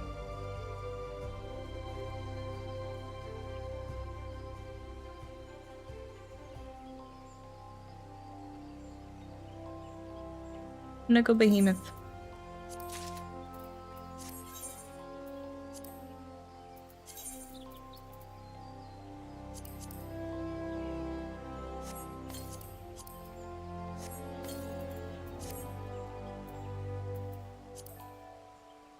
Companion.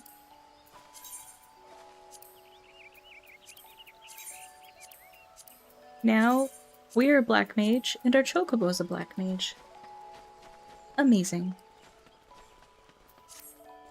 Should probably go buy Sol Greens.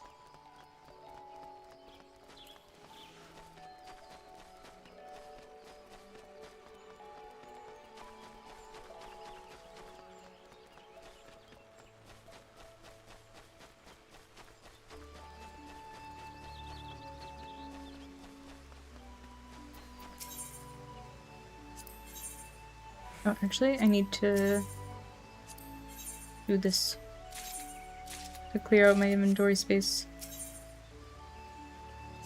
Healing spoils.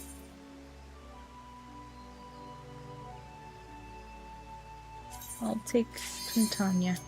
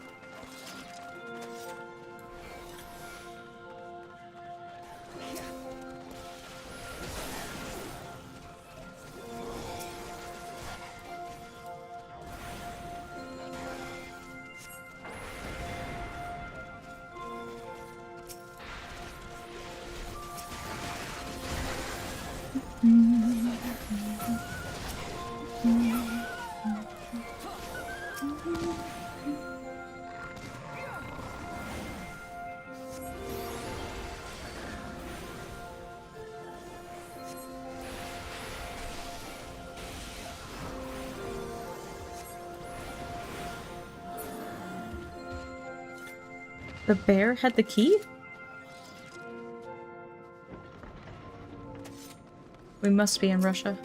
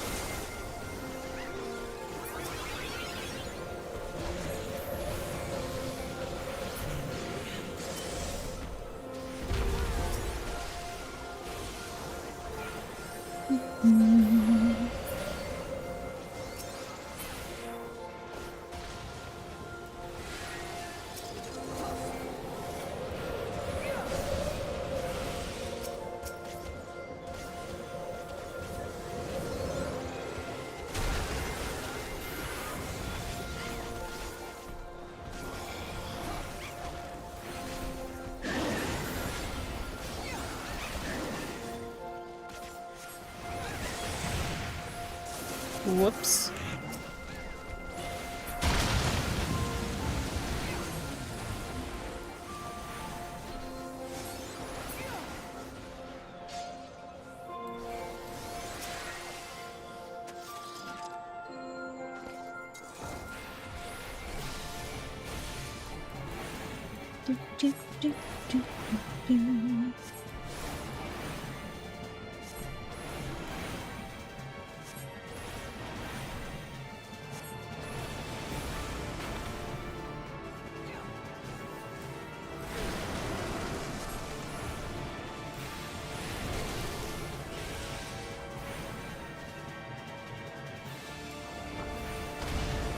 Oh, right.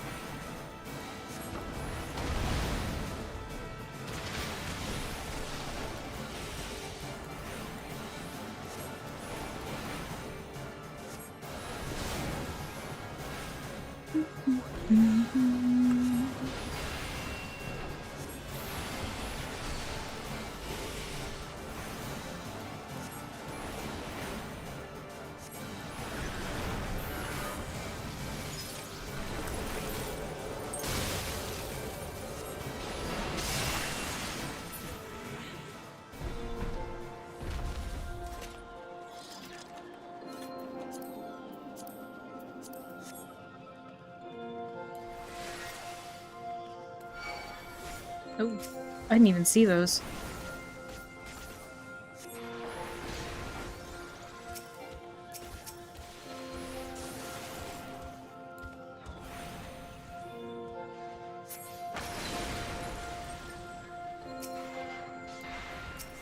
Woo!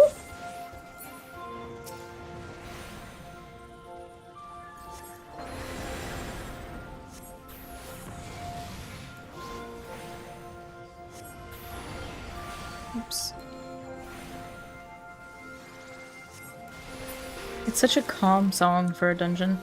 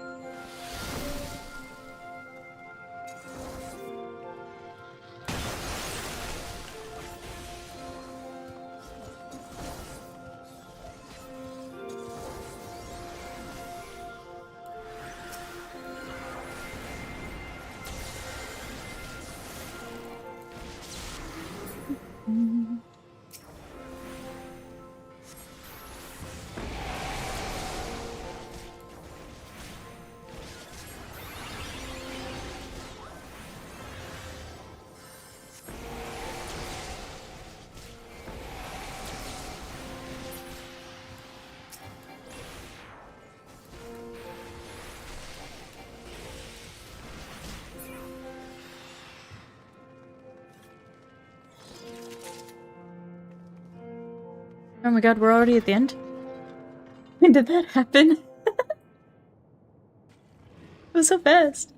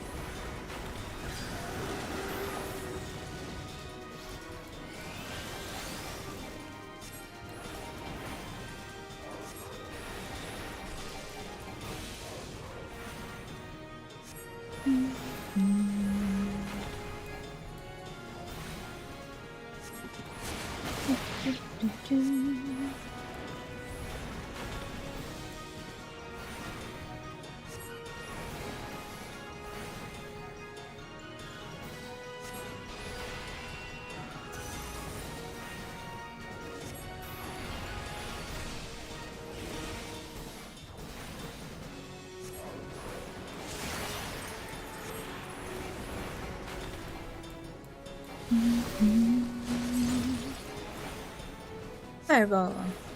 Fireball. Pew, pew. Oh. Oh.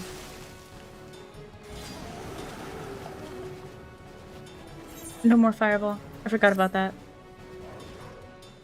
No more fireball.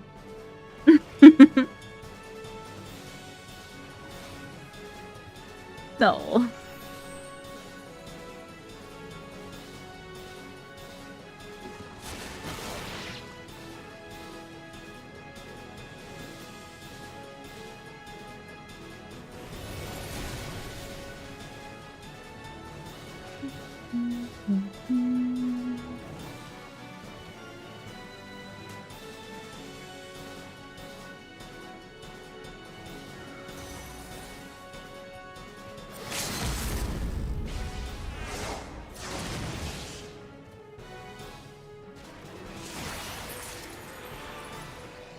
Nice.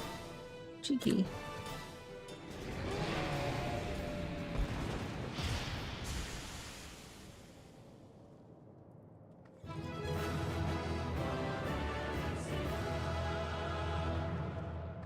So, fun fact.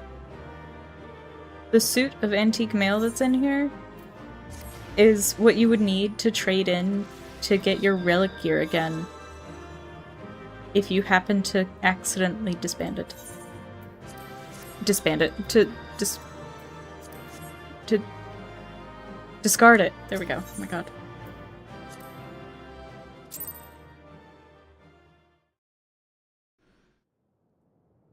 I know words, I promise. The tales do not do you justice, warrior of light. So I have heard. Iceheart. Yes, I know who you are, and you know who I am.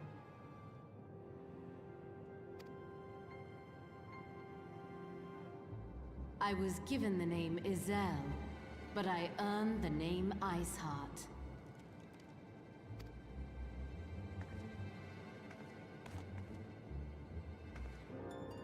This endless cycle of hatred, of bloodshed, of sorrow. You would see it continue, O noble warrior of light. I would not. I will not. I will bring an end to this war between dragon and man, no matter the cost.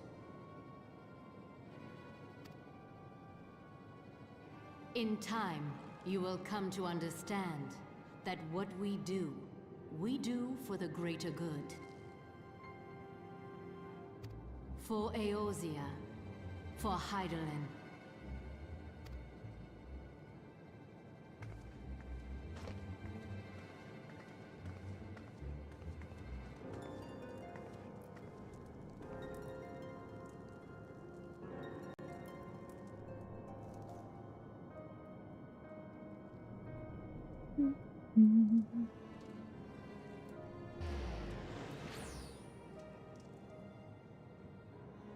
And we just let her walk away. We were like, okay. Good to know. See you later.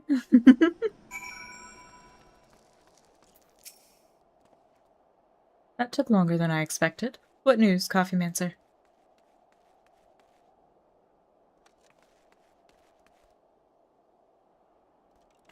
So Iceheart is but a pseudonym.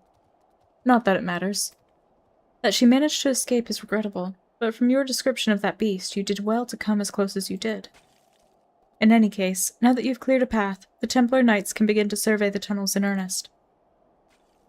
Mayhap they will even find a route past the ice wall. Wouldn't that do wonders for their fight against the heretics? The Crystal Braves would certainly share the credit for it too. 12 be praised. Coffee Mancer, we may yet turn this situation to our advantage. Assuming we stop Iceheart before she summons Shiva, of course. Needless to say, our fellow Scions have not been idle. Memphilia and Urianger have been busy perusing the archives of House Fortom, gathering what information they can on Shiva. Which reminds me, if you were intending to trudge back to Camp Dragonhead to report on the day's events, don't. The antecedent should be here any minute. I can only assume some people enjoy subjecting themselves to this cold.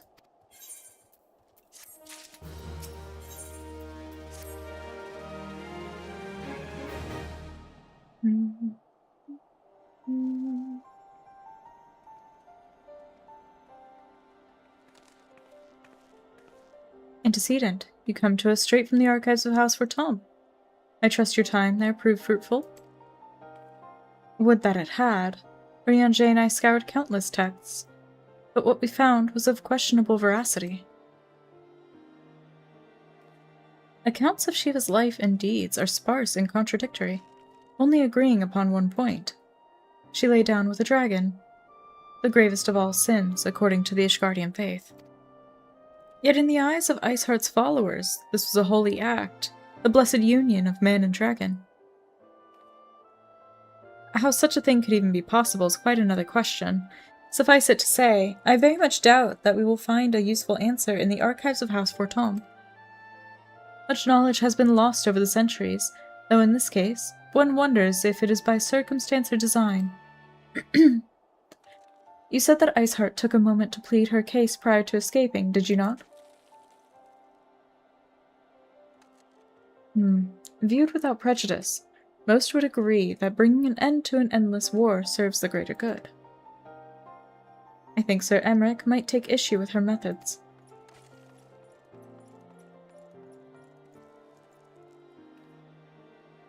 I do not care if a few stragglers manage to escape. Until the sappers confirm that a tunnel is safe, the men are not to search it. Yes, Lord Commander.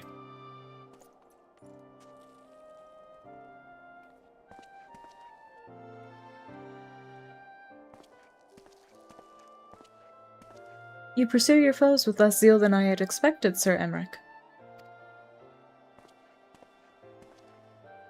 Lest you misunderstand, I do not deny that our enemy has given us good reason to be prudent.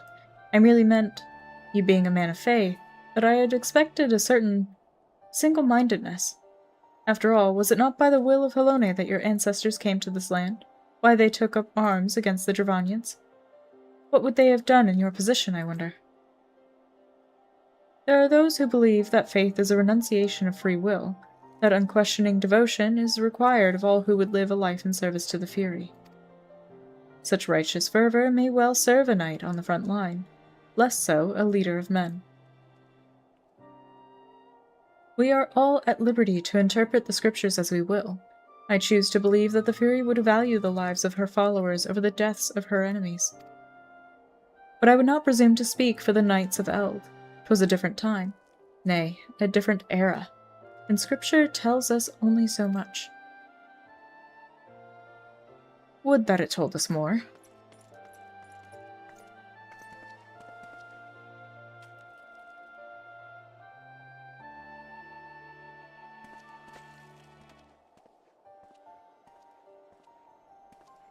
That's a really cool sword that he has. Reminds me of the Moonlight Greatsword. That man is awfully pragmatic for a servant of the Holy See. A welcome trait at the negotiating table, to be sure. Less so when one's enemies are making ready to harness the power of a god. Mayhap he does not truly believe that Iceheart's plan can succeed? Truth be told, I too remain somewhat skeptical. Shiva was real. A living, breathing woman. Of that there can be no doubt. In this respect, she differs from every other figure to have been summoned, each of whom was worshipped as a god. The sole exception being good King Mogulmog XII, the myth made manifest in response to the fervent supplications of the Moggul's Guard. Saint Shiva may differ, but what of the heretics? They are a tribe of outcasts at war with a mighty nation, who yearn for the resurrection of the one who embodies their beliefs. What are you doing, Ghost?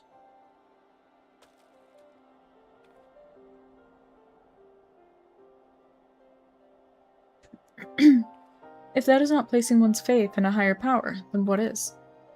Crystals and conviction, Nymphilia. They have them both in abundance.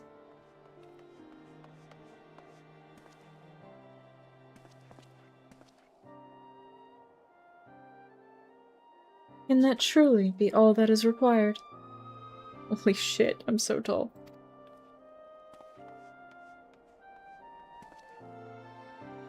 My survey team has concluded a preliminary analysis of the Aetheryte Iceheart used to escape. They believe that she teleported to another Aetheryte, somewhere not far to the west.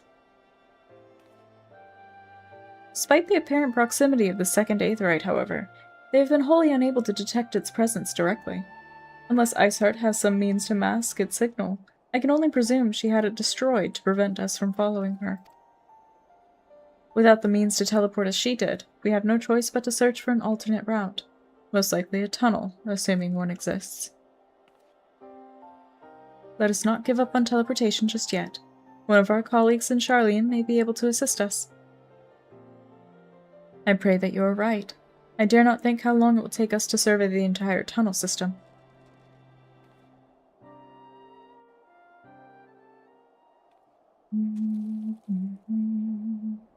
While Nymphilia looks into our Aetheryte problem, I would like to request your assistance with another matter. The 3rd unit is currently tracking the remnants of the heretic force which attacked us. However, the search goes poorly, despite our numbers. Earthis is vast, and Iceheart's followers know the terrain far better than we. Your knowledge of this region may serve to hasten the process. The sooner we capture Iceheart's followers, the sooner we can press them for their leader's whereabouts. Also, though it is admittedly a selfish request, I feel that my braves would benefit immensely from working alongside you. While we have our share of veterans, we also have more than a few less experienced recruits, many of whom look up to you, in case you were not aware.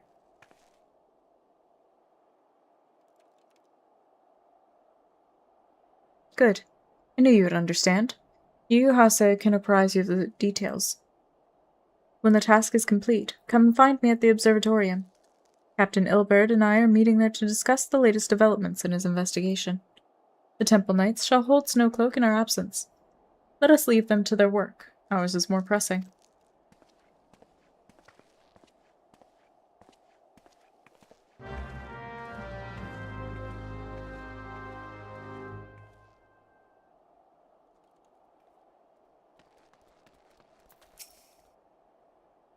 There you are, Coffeemancer. Commander Leveilleur instructed me to wait for you. Your assistance is most welcome, believe me. Most of the 3rd hail from Uldah, and for a man accustomed to the feel of sand beneath his boots, the crunch of snow can be rather disconcerting. But to the matter at hand.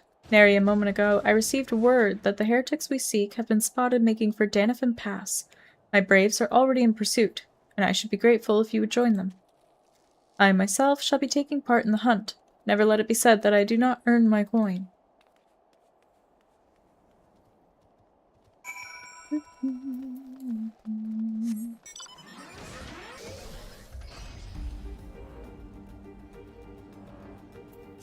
Oh, right.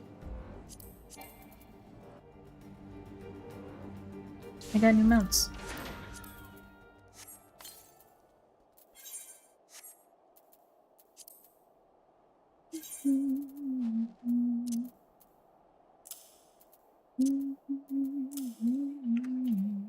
Oops. You know, I didn't know hitting escape while you're trying to summon something like a mount.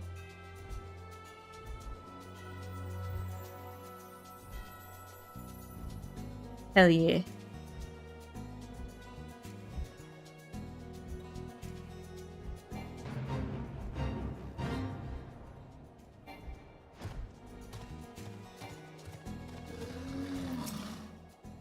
Oh, balls. My ankle's on fire. Caught my boot on a rock or something and twisted it as I fell. I was taken out by a twisted ankle. No! The others went on ahead, though, through Danifin Pass. Hurry and you might catch up. If you aren't sure where to go, look for tracks. This snow is fresh, so they shouldn't be hard to find.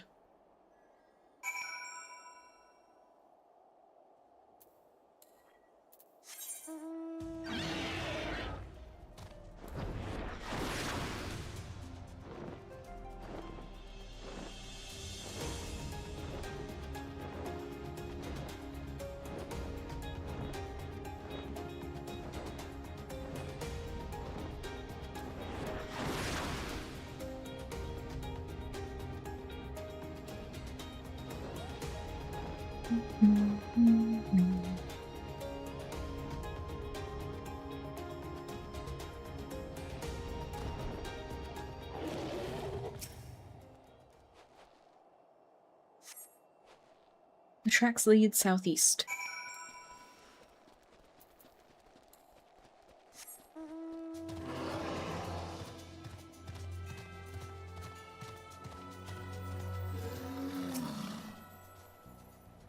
Dion, what are you doing here? Heretics? I'm not sure. There's a great scaled beast and... You Hase? I think he went east on his own. The heretics split up, so we did too.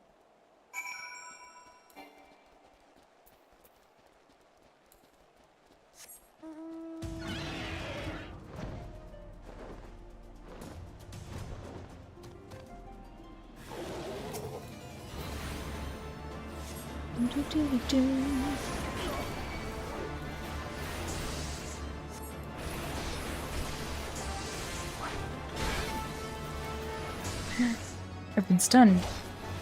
How dare.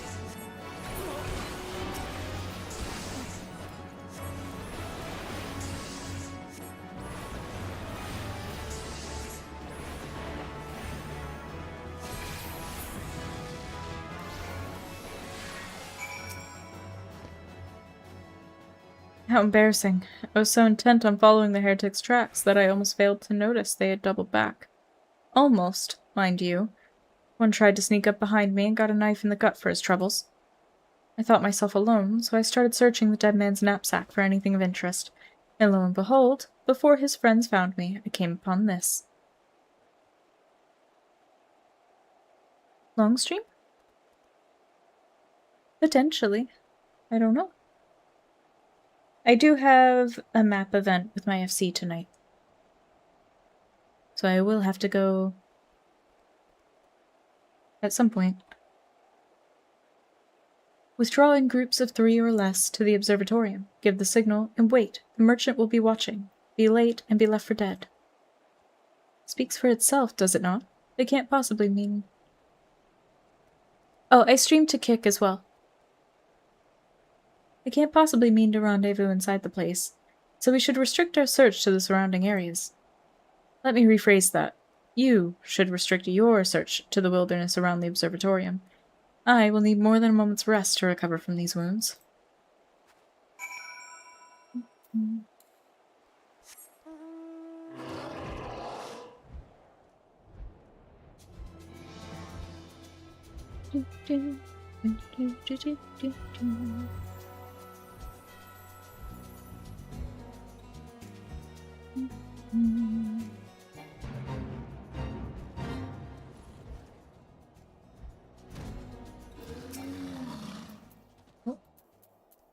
Unable to execute command while jumping. I am through with listening to your excuses. We leave now. How? The woods are crawling with those bluecoats, and the knights are searching every wagon that passes through the gates. And then I come walking in. Well, stay with her then, if you think you'll fare any better. Now, there's no need for that. There are places like this in my homeland. Sacred snow-capped peaks where blood must not be shed. Let your lands ever thirst for the blood of the fallen, and by your deeds it has drunk deep. No, I've done no wrong. None but meet in secret with heretics. Deny it all you will, we shall have the truth from you yet. Inquisitors are not the only ones skilled in the art of interrogation. Damn it all.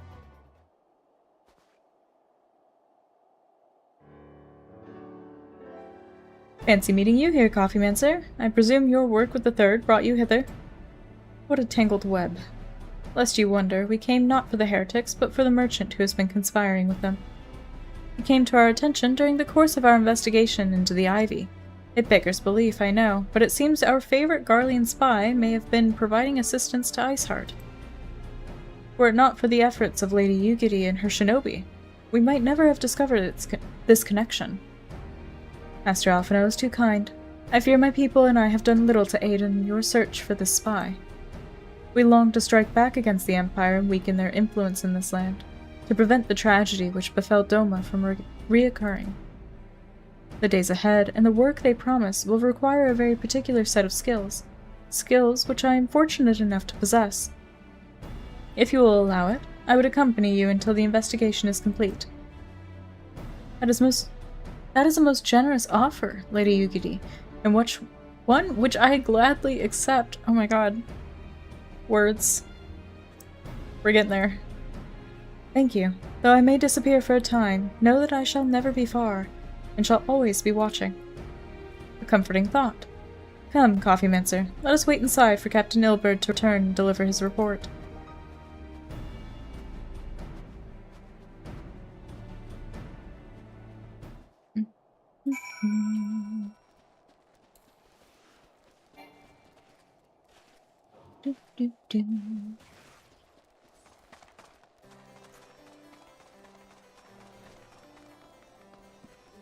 It's not in here. Oh.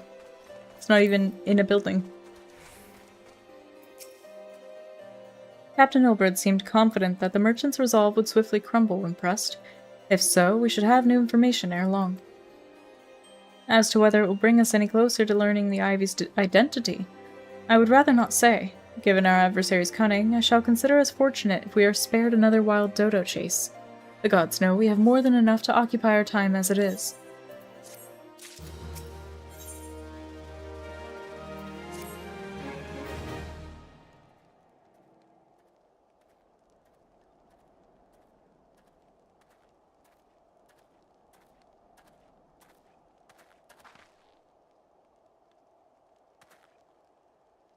Captain Ilberd, your report, if you will.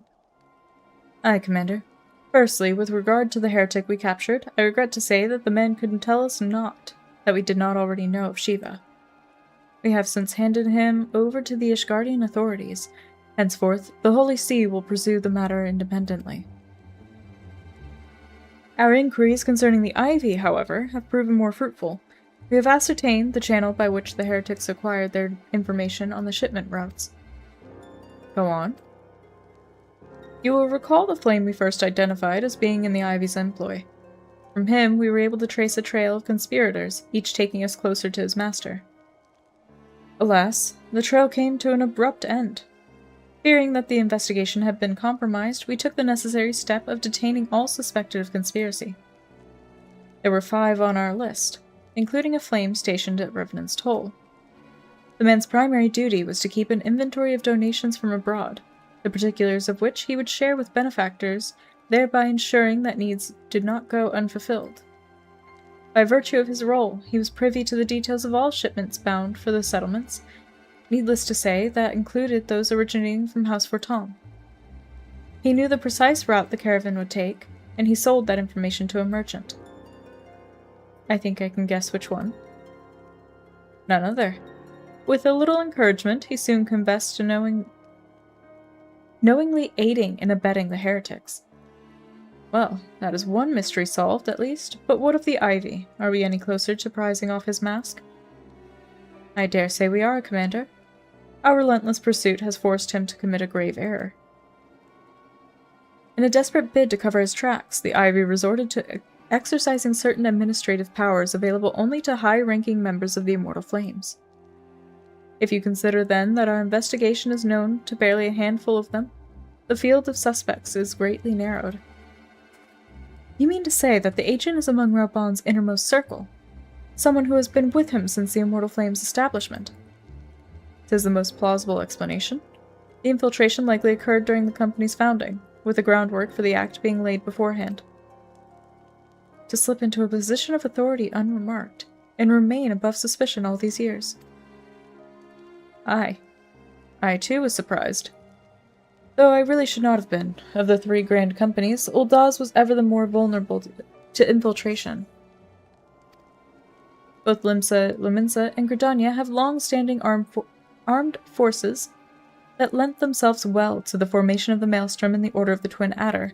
To all intents and purposes, it was the same people, loyal ones mind, under the same leadership, only the banner was different. Not so the Flames. Uldah's military was made up of disparate orders, most of which were glorified mercenary companies that answered only to their own paymasters. Hardly an ideal environment in which to establish something as high-minded as a grand company. The difficulties Raubon faced when founding the Immortal Flames are well known. Even after he had convinced his fellow syndicate members to share the cost, there remained the small matter of finding enough bodies to fill the ranks. Indeed, and given the pressing nature of the Imperial threat, that meant recruiting every passing sellsword. Amidst the chaos of its founding, it would have been child's play to infiltrate the company. A goal a good deal easier than now, aye.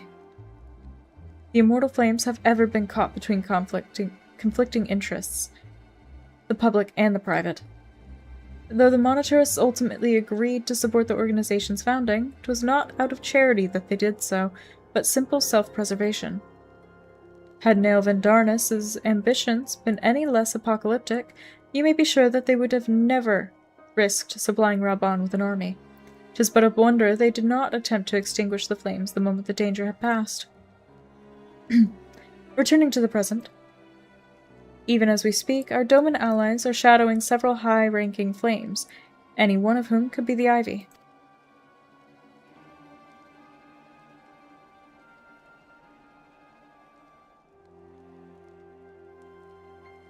Desiring to deal a blow against the Empire, the refugees were eager to lend us their aid. I expect to hear from them ere long. Very good. Pray continue your investigation with the first. Meanwhile, have the second attend to the unrest. The third can join the fourth in inspecting crystal shipments. If they notice anything unusual, I want to know about it. If Shiva is summoned, in like manner to the other primals, the heretics will be looking for further supplies. Understood, Commander. I shall send word to Emmerich, informing him of our success in identifying the heretics' abettors. Hopefully the information will be of some use to the Ishgardians. It is time, Commander. Yes, I am aware. An emergency council of the Alliance leadership has been called. There have been developments in Garlemald, it would seem. As commander of the Crystal Braves, my presence has been requested. I would have you accompany me, Coffeemancer. As the realm's stoutest champion, 'tis only meet that you be present for the discussion. Oh, and the antecedent has already given her consent, lest you worry.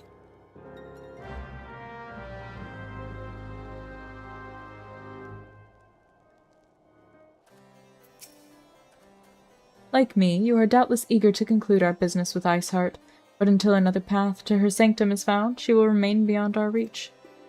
Amphilia and the Archons are sparing no effort to secure an alternate route. Until such time as they succeed, I suggest we give some thought to the realm's other problems. I shall go on ahead to Gridania in readiness for the coming council. Meet me at Nafika's altar, and we shall make our way to the Lotus Stand together.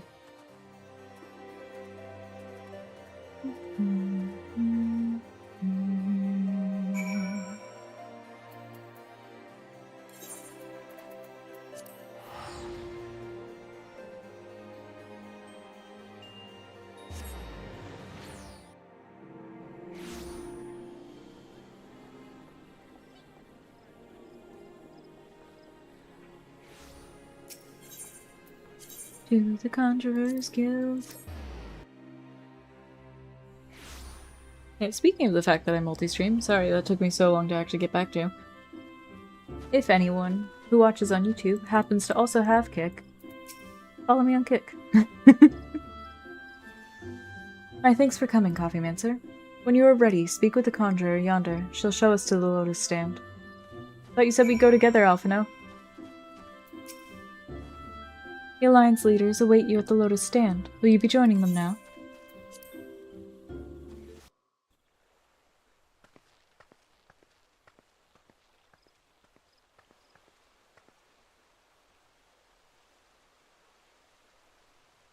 Change has come to the Garlean Empire, and we must discuss the implications.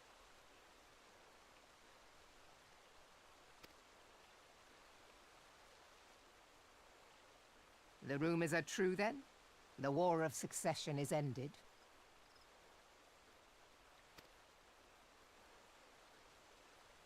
It is. A new emperor reigns in Garlemald. Who?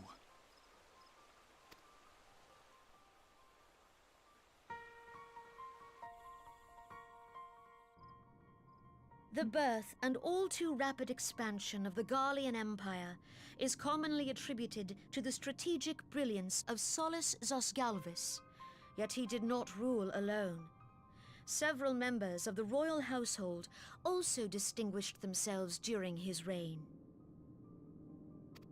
Nevertheless, it was the eldest son who stood to inherit the throne, until his most untimely passing. I thought us fortunate when I learned that the Emperor had died without naming a successor.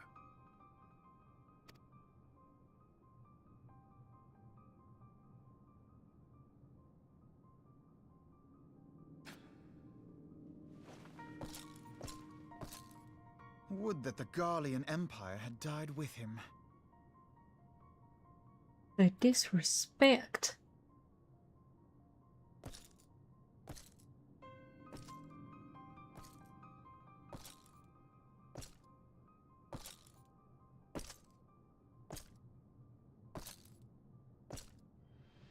'Twas the grandson and his uncle who had the strongest claims, was it not?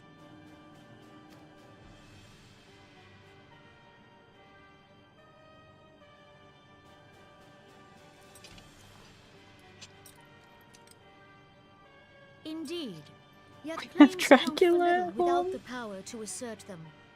High Legatus Varus Ye Galvus is a respected military leader, not so his uncle.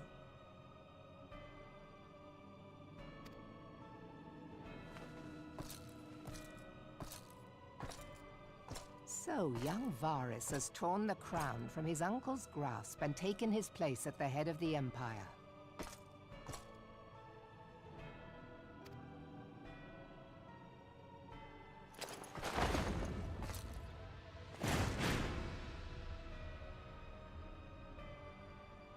Varus before he picked up a bow and went to Summoner's Rift. He's actually the leader of the Garlean Empire.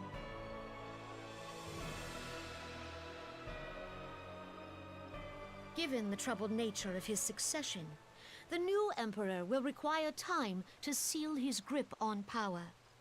Yet have no doubt but that he shall, for there are none left with strength enough to oppose him.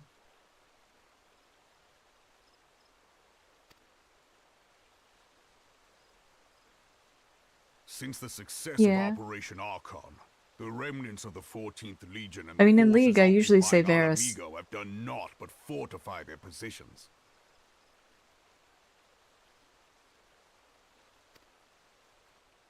But you can be sure they'll be ready to march on us again, if their Emperor gives the word.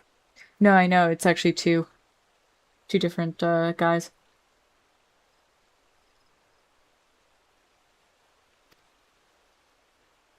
When, not if.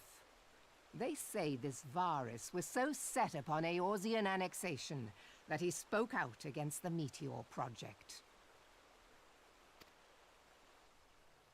Plainly, the new Emperor's intentions are of great concern to us all.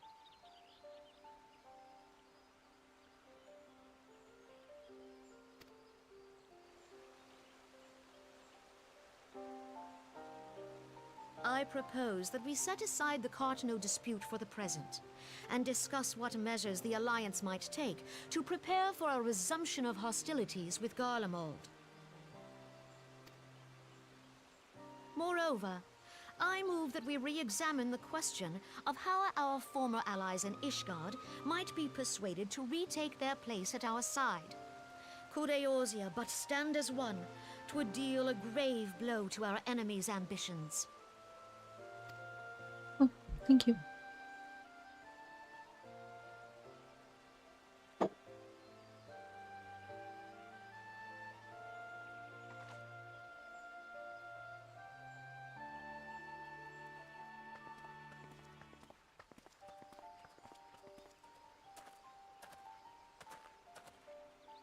Well, I suppose we should be grateful that they have finally acknowledged the inevitability of Imperial attack. Who knows? They may even do something about it. If only the leaders of Ishgard would follow their example and stop hiding behind their gates, praying for the coming storm to pass them by.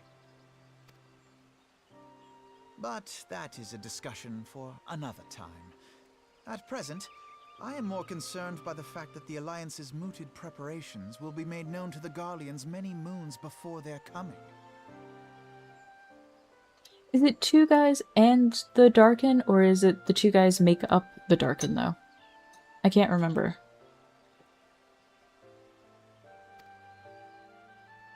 So long as the ivy eludes our grasp, no secret is safe.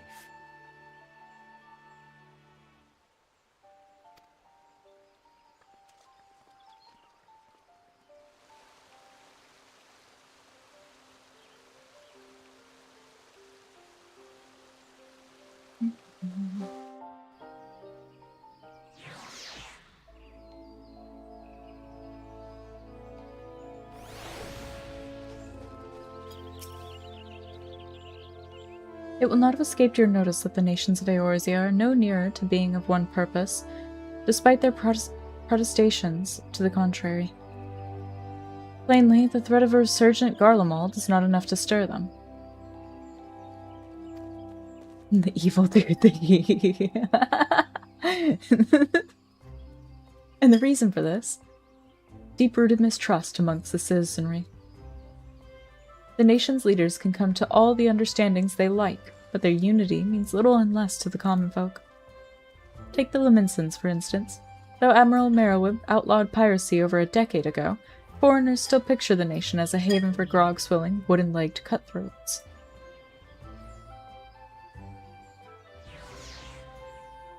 In likewise, the Gridanians are mocked as hermits who talk to trees, and the Uldans scorned as swindlers who worship coin.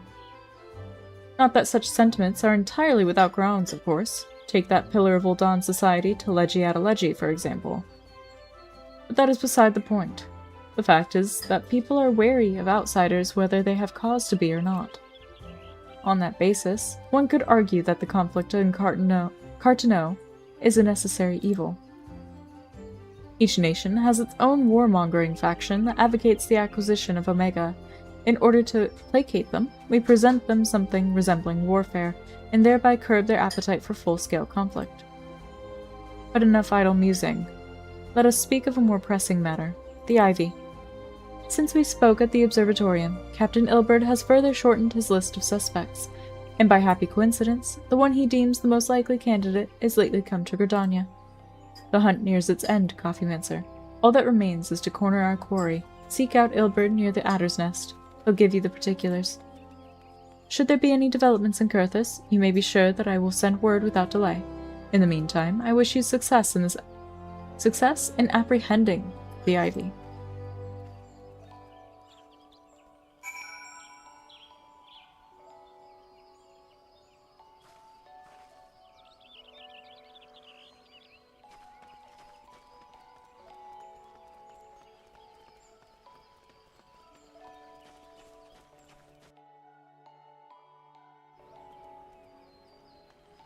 I feel like there is a game that's like that.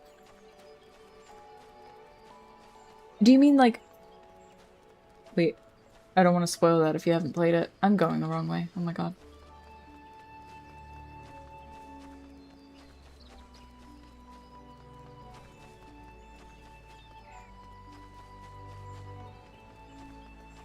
So you want to play as a chaotic neutral character. You're just there for shit and giggles. You're there for your own shtick. My thanks for coming, Scion. Doubtless the commander has informed you, but we have unmasked the Ivy. From this point on, we must proceed with extreme caution. Wait. I don't need those.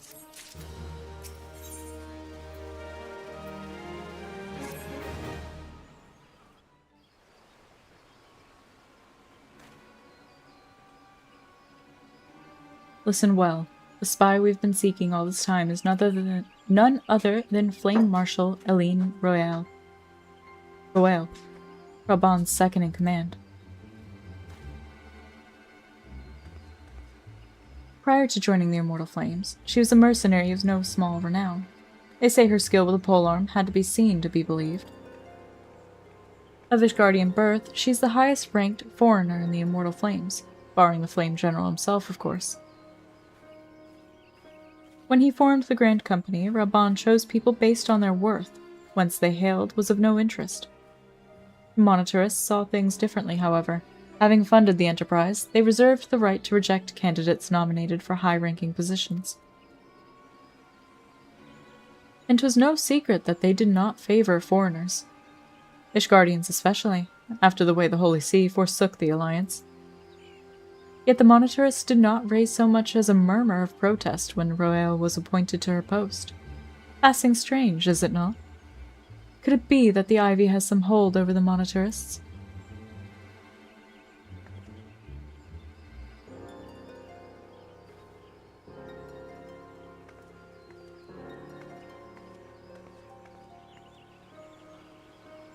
But these revelations are secondary to our current mission. Of foremost interest to us is Royale's presence here now. As you may be aware, it is the duty of the Flame Marshal to command the Immortal Flames in the absence of the Flame General. While Raban attended the Council of Alliance Leaders, she should have remained in the Hall of Flames. The woman has no business being in Gridania, yet here she is nonetheless, on some pretense. She's up to something, mark my words. Even as we speak, I have a dozen men trawling the Flames' records for evidence of Royale's guilt. But if we can catch her red-handed, we shall have all the proof we need. Which brings me to the plan. I have people watching the city gates, the airship landing, and the docks. Every point of egress. She cannot leave without our knowledge. All that remains is to shadow her until she betrays her true purpose. Can I rely upon your eyes, Scion?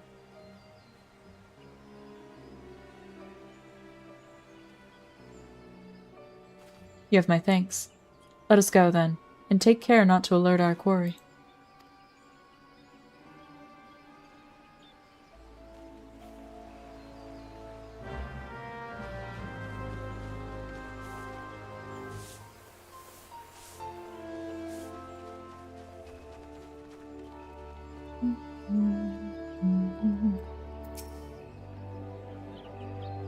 What you're describing makes me think of Fable.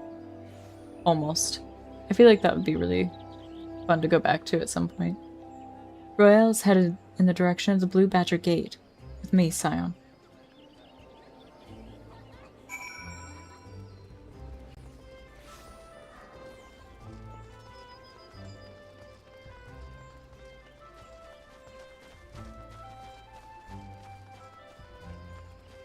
Alright.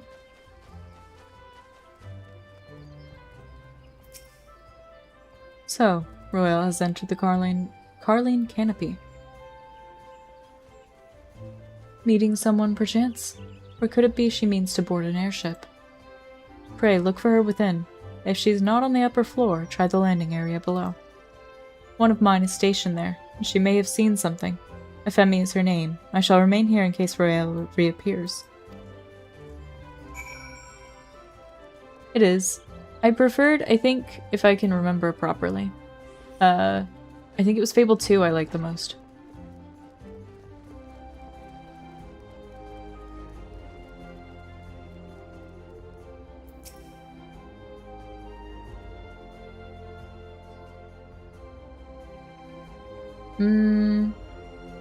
That would be good too. Coffeemancer Bean. Such an unexpected pleasure. What brings you here? A social visit, you say? How pleasant. I know, she didn't come this way. I've noted every passenger, and none bore any resemblance. Well, don't let me keep you.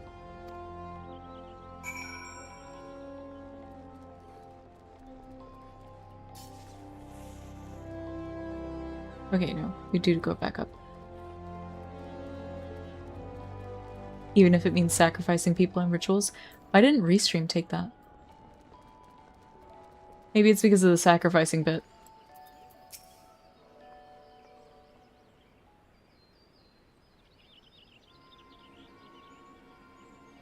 Nowhere to be seen, you say? And you are sure she did not board an airship?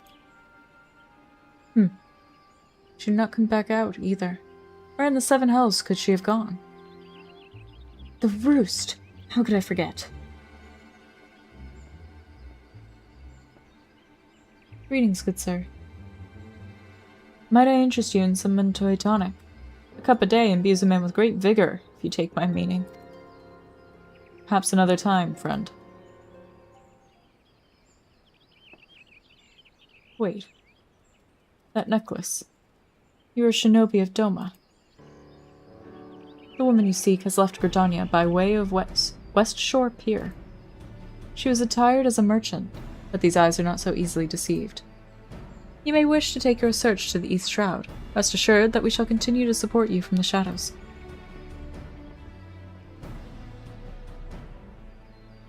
Thank the 12 for the Domans. Were it not for their unique talents, Royale would have disappeared without a trace.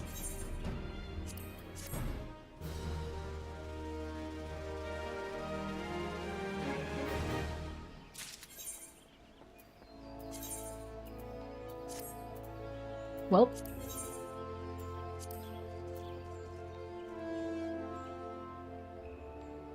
This is what we're wearing now.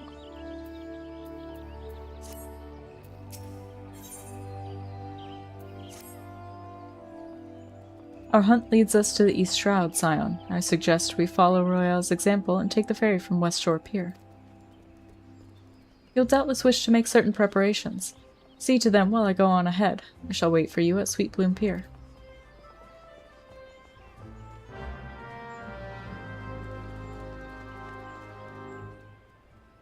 I look like I'm trying really hard to be Harley Quinn. That's what this makes me think of.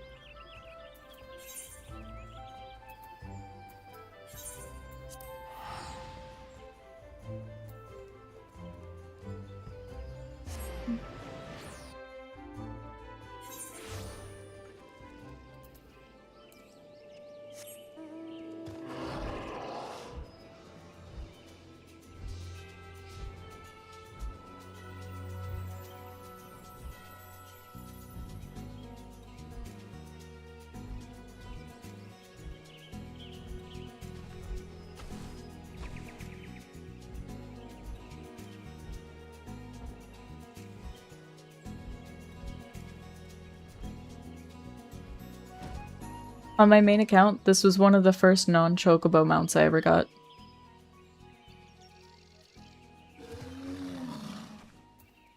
I say main account. Main character. I don't have multiple accounts. I just have multiple characters. Right? He's adorable. This way, my friends.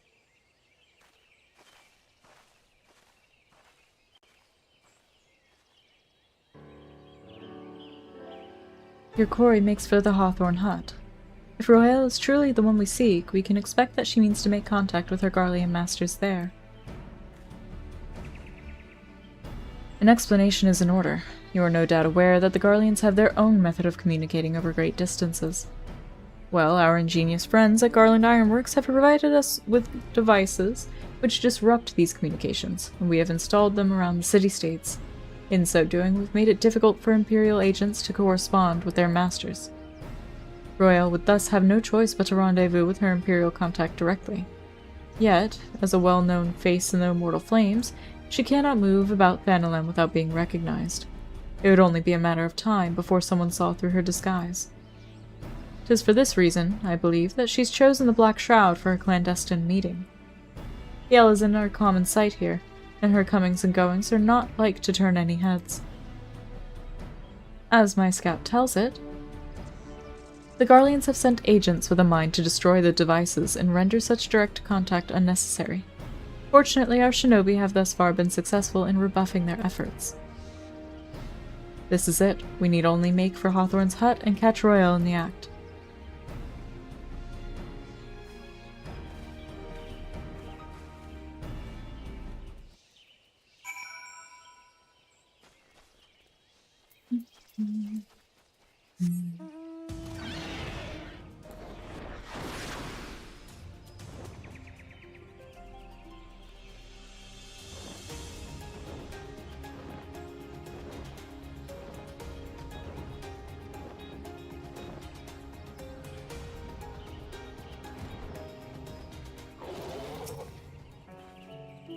My people report that our quarry has departed for the Bramble Patch.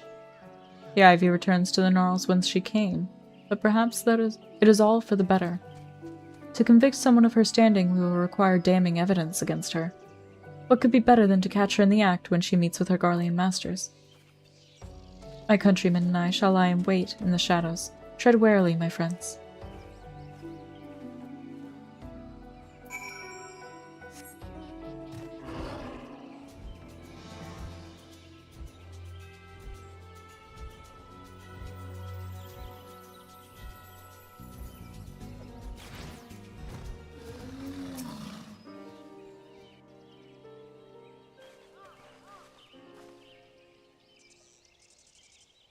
Just beyond, Royale is in conversation with an individual clad in the manner of an adventurer, an Imperial intermediary, no doubt.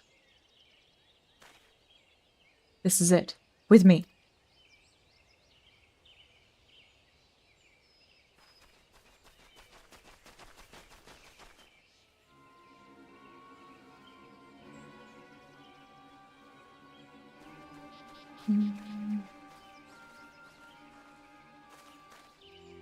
Flame Marshaline Royale.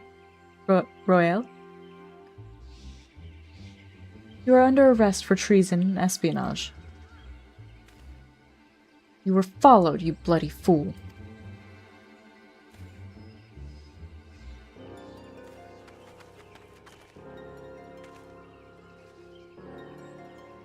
Damnation.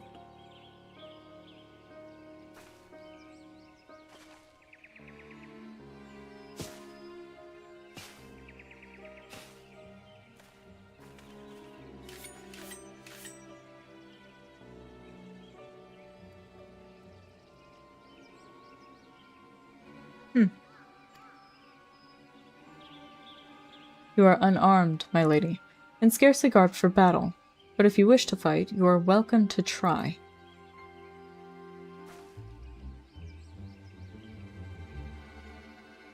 What is the meaning of this, Captain? Would you arrest me for strolling in the Twelveswood? When last I looked, that was no crime, and neither was conversing with passing strangers. You would feign ignorance, then? Very well. If you do think of something to say, there will be plenty of time to say it later. Now, come quietly, or I shall make you wish you had. Yeah, the Elzin are like another really tall race.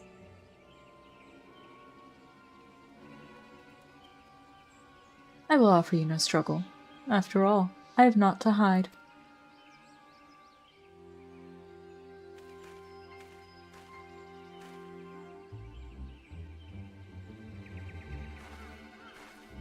Yes, Ghost?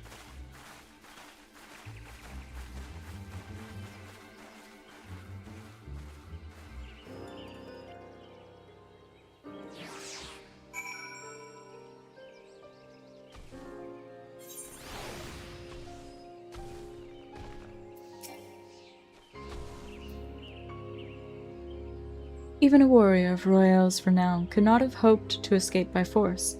Despite her claims, her surrender does not bespeak innocence, but an awareness that her position is untenable. With the ivy thus uprooted, it is to be hoped that the tendrils she entwined around the immortal flames will gradually wither and die. Mayhap then the people of Uldah will have the grand company they deserve. But let us speak of the present. If I may ask, what will you do now, Coffeemancer? You get tickled by this tree, apparently. So the Scions seek a way into Iceheart's sanctum. Then I dare say you are eager to return to the Rising Stones. Pray, do not let me keep you. Fear not, my countrymen and I shall tend to the aftermath.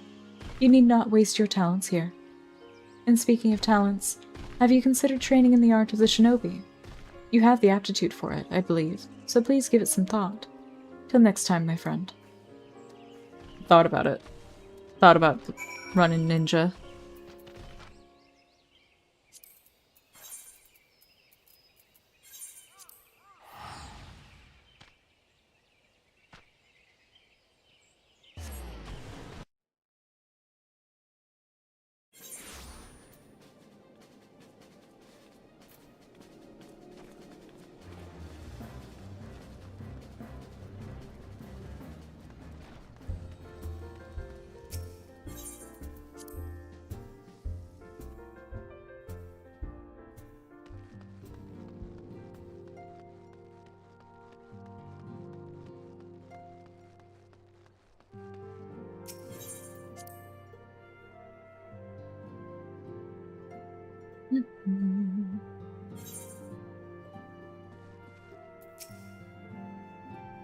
Welcome back, Coffeemancer. I understand that Alphino had a task for you. May I ask what it was? Charges of treason and espionage against Aline Royale. I can scarce believe it. Could there not have been some manner of misunderstanding? No, it avails us not to dwell on it. Whatever the truth may be, we must trust the authorities to uncover it. Let us speak of another matter. I'm pleased to report that we have made progress in our efforts to find a way into Iceheart's sanctum.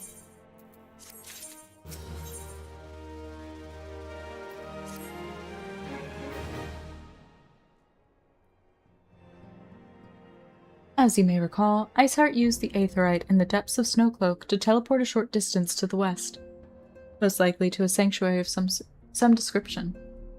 It is there that we suspect she means to summon Shiva using the crystals she stole from House Fortant Caravan. The heretics believe that they are bringing about the second coming of their patron saint, but if, as we suspect, they mean to hold a summoning ritual of the kind employed by the beast tribes, it seems likely that the result will be something more akin to a primal. Suffice it to say, they must be stopped, and stop them we shall. But first, we must surmount the obstacle that Iceheart has placed in our path. Ordinarily, it would be a simple matter to tap into the established Aethernet and thereby follow our quarry. However, despite our best efforts, we have been unable to ascertain the position of the Aetheryte to which she teleported. Our prevailing theory is that she destroyed the second Aetheryte upon arrival, a reckless, desperate measure, but also an effective one. After discussing the matter at length with Urianger, we have concluded that we lack the expertise to develop a solution.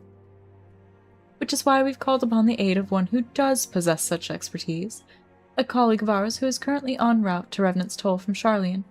She should be arriving within the hour, in fact. Since you are here, mayhap we could welcome her together. I'm certain she would appreciate the gesture. Let us make our way to the northern gates and await her coming.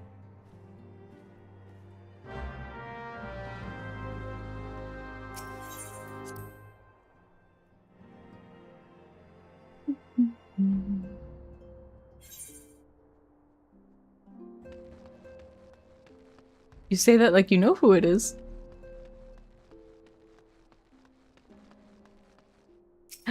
You're right. I bet you it is Verena. She'll be in disguise. But 10,000%, it's gotta be Verena. She's the only one that could set things right.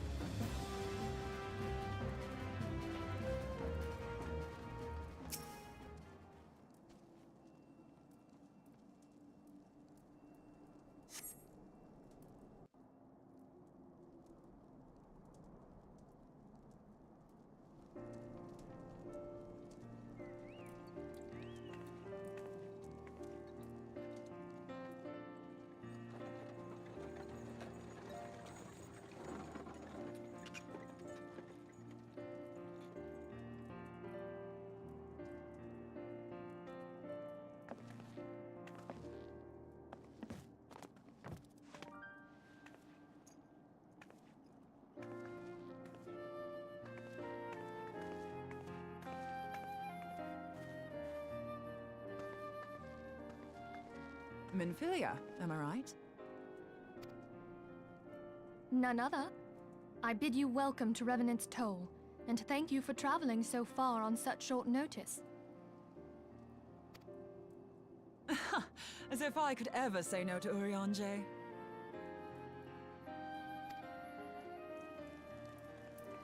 Moonbreeder is an accomplished Sharlayan scholar, and an authority on aetherite technologies.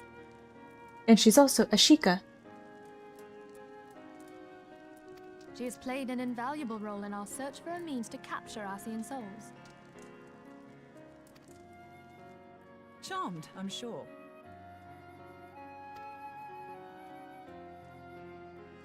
We got the same hairstyle.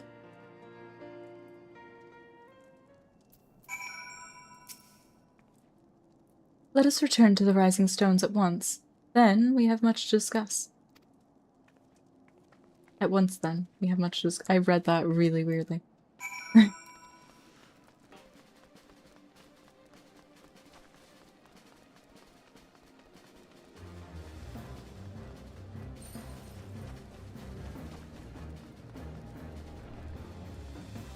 A bright ass red of the bottom of my shoes. Oh my god.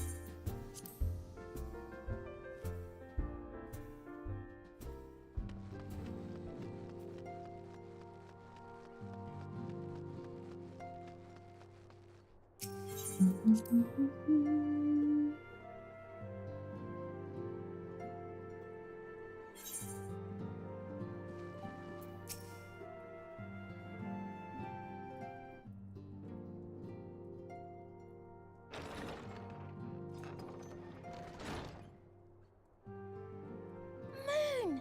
Gods, it's been ages! Oh, longer, sister.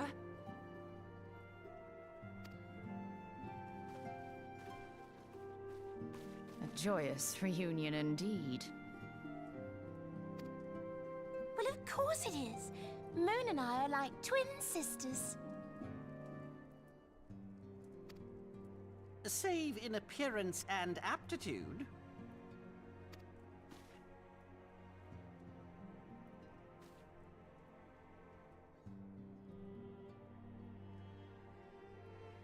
You know, not gonna lie though. If I could have your attention. Verena must be wearing stilts. We have with us an esteemed guest who has come from Sharlayan to assist us.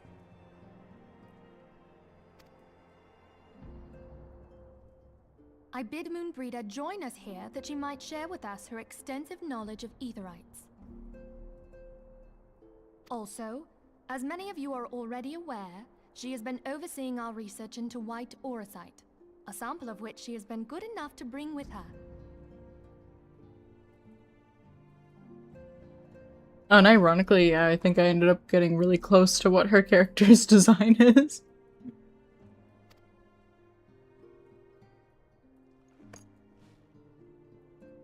Well, I had to come, didn't I? You'd have to be bloody daft to turn your nose up at a chance like this. Where better to conduct my final tests than a land so steeped in ether you can taste it? 'Tis plain the passage of the years hath done little to dampen thy youthful spirits. And nothing at all to reform thy youthful manner.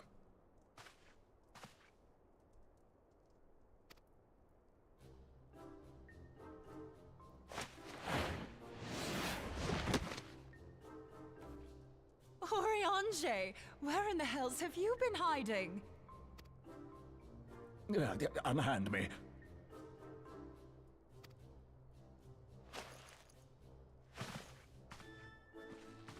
I come all this way, and that's what you have to say to me. Yeah, I love Moonbreeder. I much preferred when you were pleading with me to drop everything and hurry to your side. What was it you said? None save thee can satisfy this need. Go on. Good lord.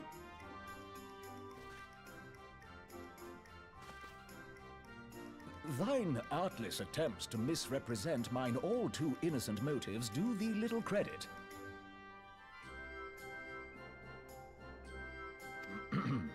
Mine intent, as well thou knowest, was but to impress upon thee the gravity of the circumstance.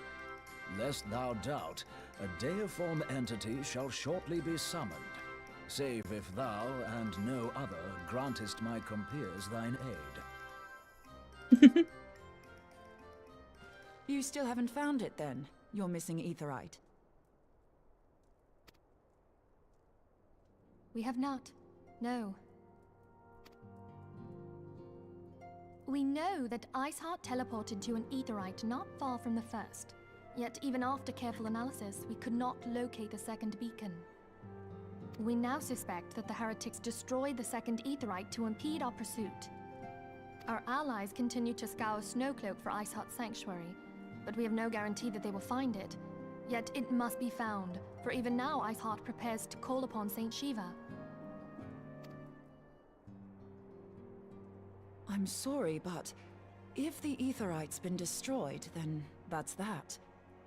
Although, you're absolutely sure she used the first aetherite, are you? She didn't just use teleportation magics? One of our own bore witness to her escape.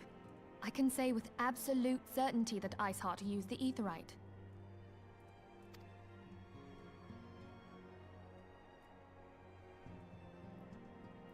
In that case, there might be a way, so long as the ethereal current is still flowing.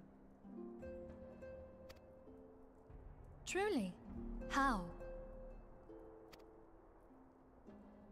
We use the current to recreate the beacon. As you know, aetherites are a bit like lighthouses. We use them to reconstitute our physical forms when crossing the ethereal sea. Without them, we'd lose all sense of direction and our essence would dissipate. How crazy is that that is the risk you are taking when you teleport somewhere? You could just cease to exist. However, we don't rely solely on these beacons. There are currents of ether which flow between them, currents which help guide us to our destination. Now, these currents will gradually dwindle away to nothing if an aetherite is destroyed. But if even a sluggish flow remains, we could theoretically use it to direct a surge of concentrated ether towards the void left by the beacon, and thereby fill it up again. I don't know anything about Lucinda. Like opening the floodgates to fill a dry riverbed. Though, correct me if I'm wrong, but would we not need a veritable reservoir of ether? Granted, I really only know the lore behind characters I like to play.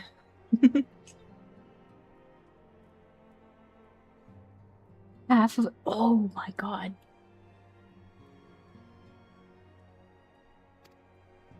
In concert, we might manage to channel a sufficient volume, yet that is not my chief concern. To direct the flow of so great a volume of ether with the requisite precision would be a nigh impossible task in itself. Yeah, I can imagine their older lore bits are like way more brutal than they would be now. I'm still hoping they like actually release an MMO. I think it'd be really cool. Beacon. That which you describe sounds considerably more difficult. Like thinking of like the entire world they've built so far just in the MOBA.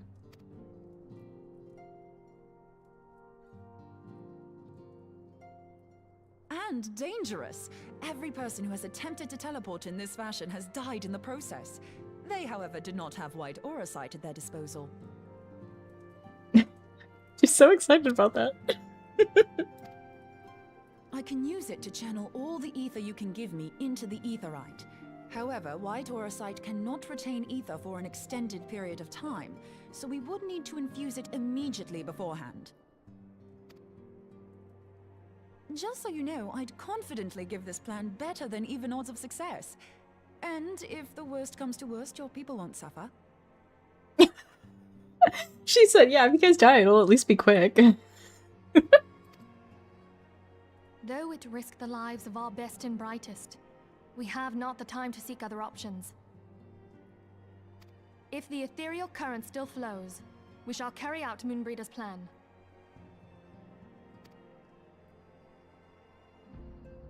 That's the spirit. Let's roll the dice. Brita said, let's go gambling.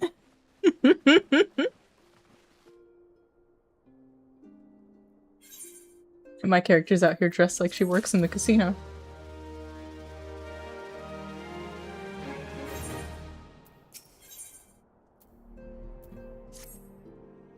I've already informed Alphino of our plan to recreate the beacon in the manner Moonbrita described.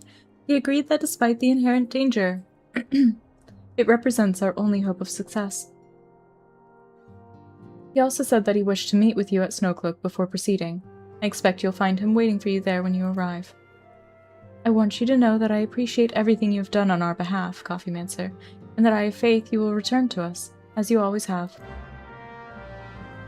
I got bacon broth for doing this. I feel like, you know, I don't know. Bacon broth does not actually sound appetizing.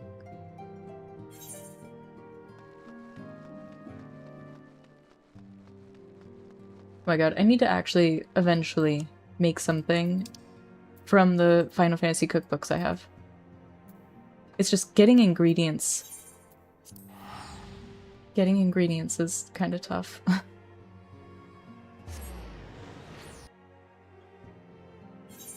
Because a lot of the stuff that's in there isn't like your typical UK cuisine, as you could probably imagine.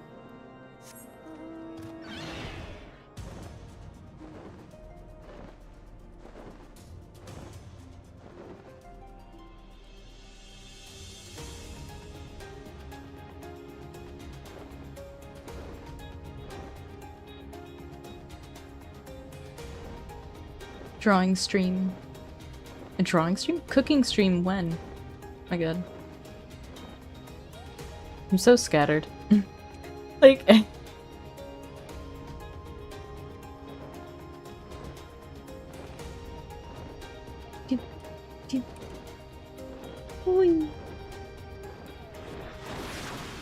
Draw myself cooking.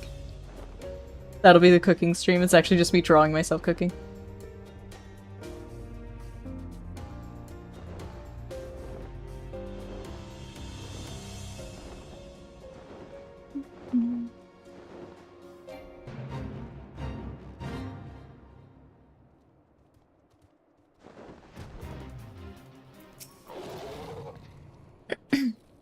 Good to see you, Coffeemancer. I was starting to wonder if you were having second thoughts. Captain Ilbert sends his regards, by the way. He attends to the interrogation of Aline Royale in Uldah even as we speak. But I shall not distract you from the matter at hand. We can discuss the ivy upon your return. I trust that, by which I mean to say... The others are waiting for us at the Aetheryte. After you, Scion.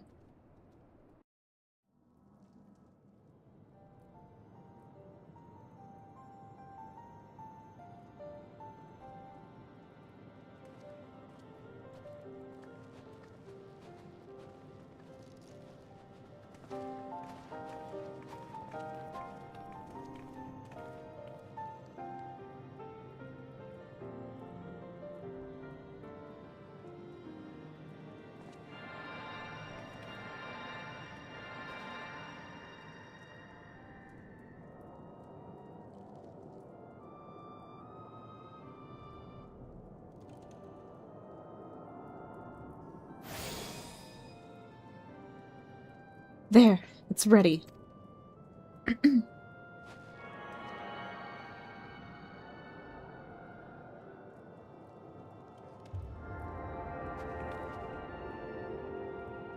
Using one rock to empower another rock.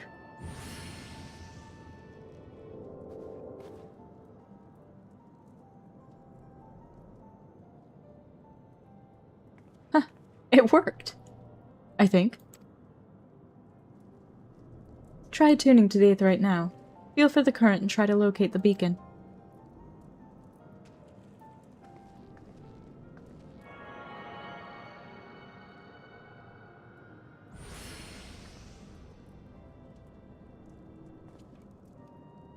We have done all we can, Coffeemancer. For now, let us withdraw. When your final preparations are complete, you must seek out the beacon we have created. If, by the grace of the 12, you arrive safely, you must stop Iceheart before she summons Shiva.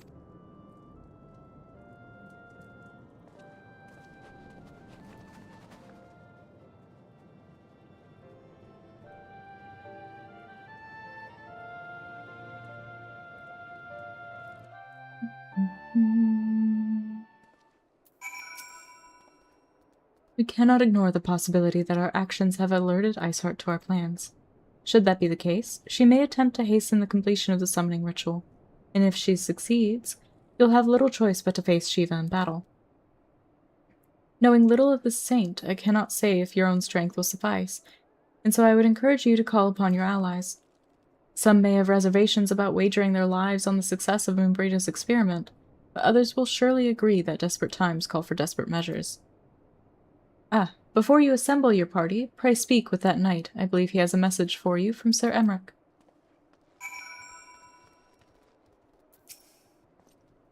Madam, Sir Emmerich regrets that he could not be here in person and asks that I read you this letter.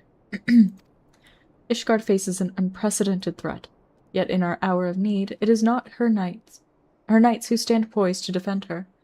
Coffeemancer Bean, the warrior of light, savior of Eorzea, your deeds this day shall not be forgotten. Where others would flee, you choose to remain. Where others would falter, you rise to the challenge. Where others would use their gifts for selfish ends, you wield yours in service to a greater cause. May Halone bless you with good fortune and see you safely home. Let's go. Oh, whoops.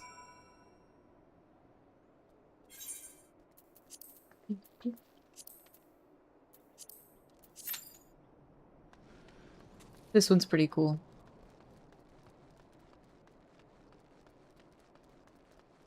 Let's see, what was I doing? We can go back to Uldah for a second.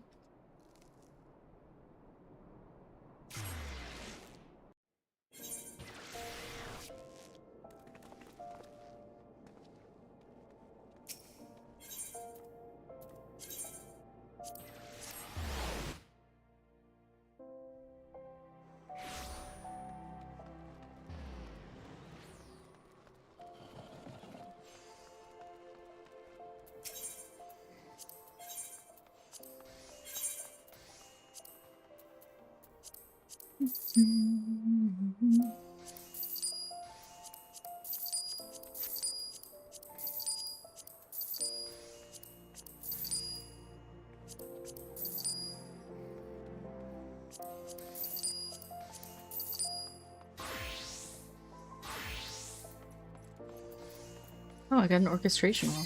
When did that— Ooh! I got a Q-pop. Even better.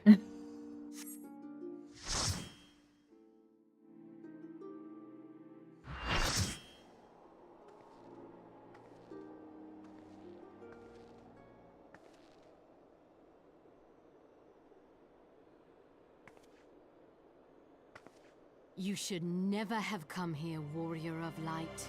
I labor only to forge a lasting peace. A peace Oh, you found me. you would deny us out of ignorance and blind faith. No matter. If it is our fate to be at odds, then it is mine to strike you down. We whom gods and men have forsaken shall be the instruments of our own deliverance. Partake of my flesh. Fill this vessel with your light. Walk amongst your brothers and sisters once more. Oh, Saint Shiva, still the hatred within our hearts and bless us with eternal grace. They were like, yeah, just stop her from summoning this primal. We get there. She becomes the primal.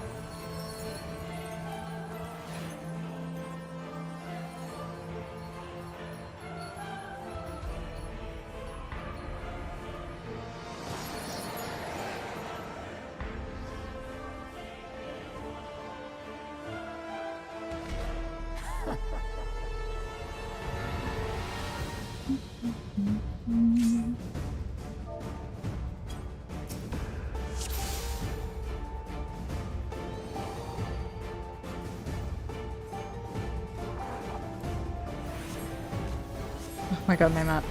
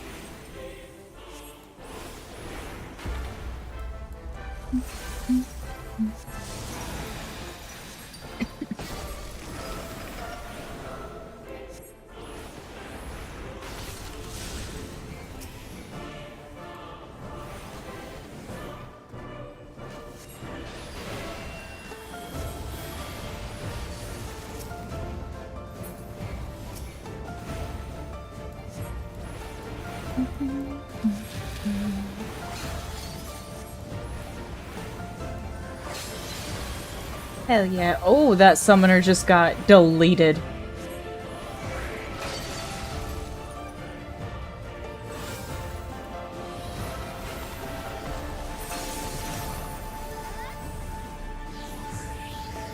I don't have any emotes. Emote.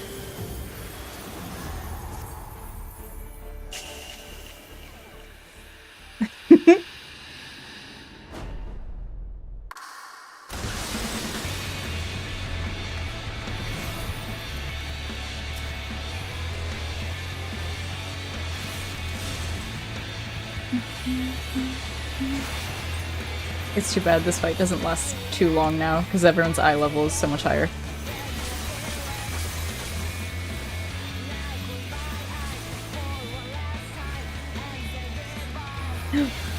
Our warrior DC'd!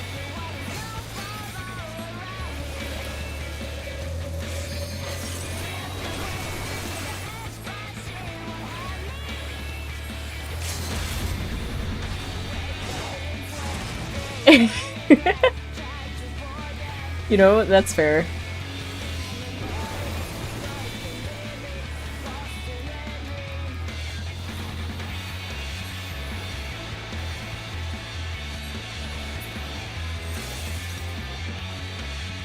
It's such a good soundtrack.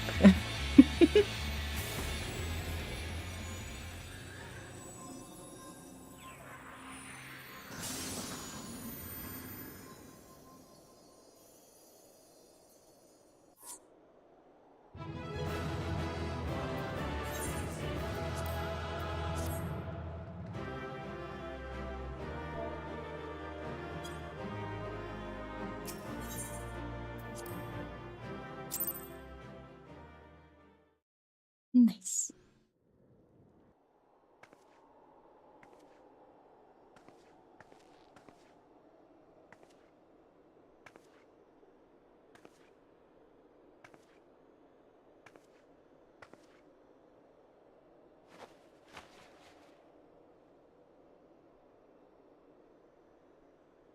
Fool.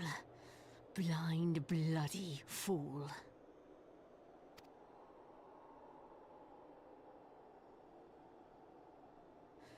You, of all people, should understand the suffering war begets.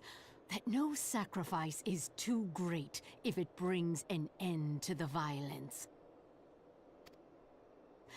Mine is the righteous cause.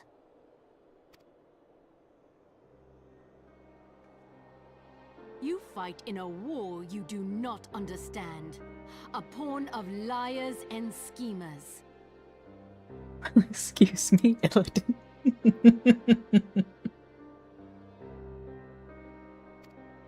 And they are no less ignorant than you, following the creed of their fathers without question, never thinking to ask why. Trapped in a delusion of their own creation, and blind to the truth.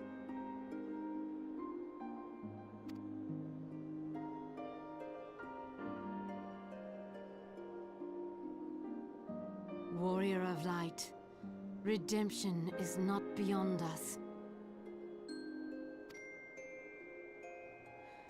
We who walk before may lead those who walk after. She was originally from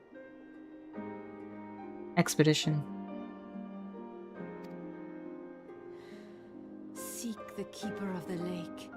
See with eyes unclouded. What's going on my forehead? Does anyone else see that? It's like the light is just really shimmery there. Do not squander a mother's gift.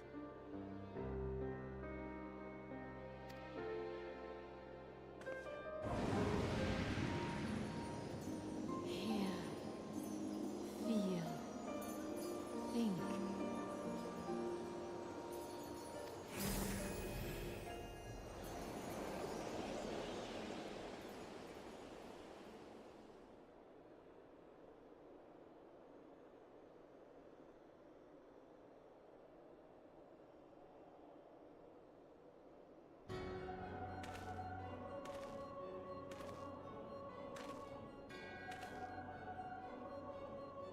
And so the vessel withdraws. A predictable outcome. Why does he sound like that? Sounds like it's a cold.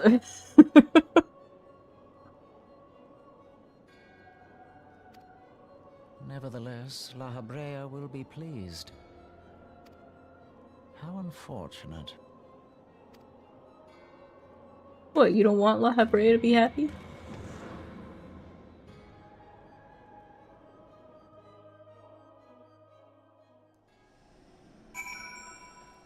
Umbrita, I survived! By the 12, you're alive! I mean, of course you're alive. Why wouldn't you be? Iceheart did what? And you're certain about that, are you? Giovannians are skilled with glamours, after all. Look, if you say that's what you saw, I believe you. It's just that I've never heard of a primal being summoned like that before. Are you sure you're not injured? Head trauma has been known to cause hallucinations, you see. No. Fair enough, I was only asking. If you ask me, there's naught to be gained from mulling over the implications of your story in the freezing cold. Let's save it for the Rising Stones, eh? I'll get everyone to meet us there. Ah, but before that, you'd best pay a visit to Whitebrim Front and speak with Alphino. He's probably worried sick about you. That, or he's busy playing at politics with the Ishgardians. Either way, I'm sure he'll be delighted to see you hale and healthy. Speaking of which, you don't have a headache or anything, do you? No? Blurred vision? Oh, no reason. See you again soon!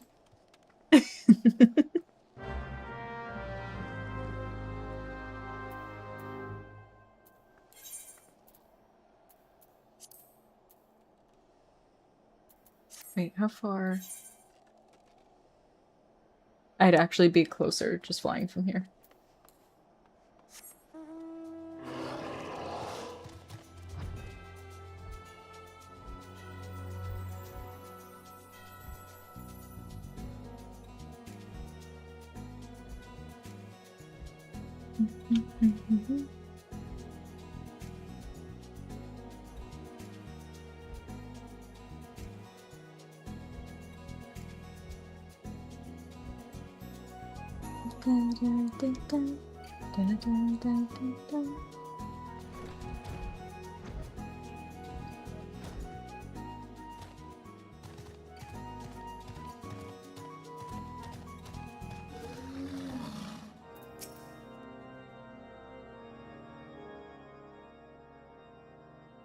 There she is, and none the worse for wear. Was there ever any doubt that the Warrior of Light would succeed? Imagine seeing that coming up the stairs. Honestly, I'd be terrified. Anyone who's sane would be terrified. But if it happens to be your behemoth, you'd be like, oh, come here. Like, if it's your own behemoth, hell yeah. I'd love that shit.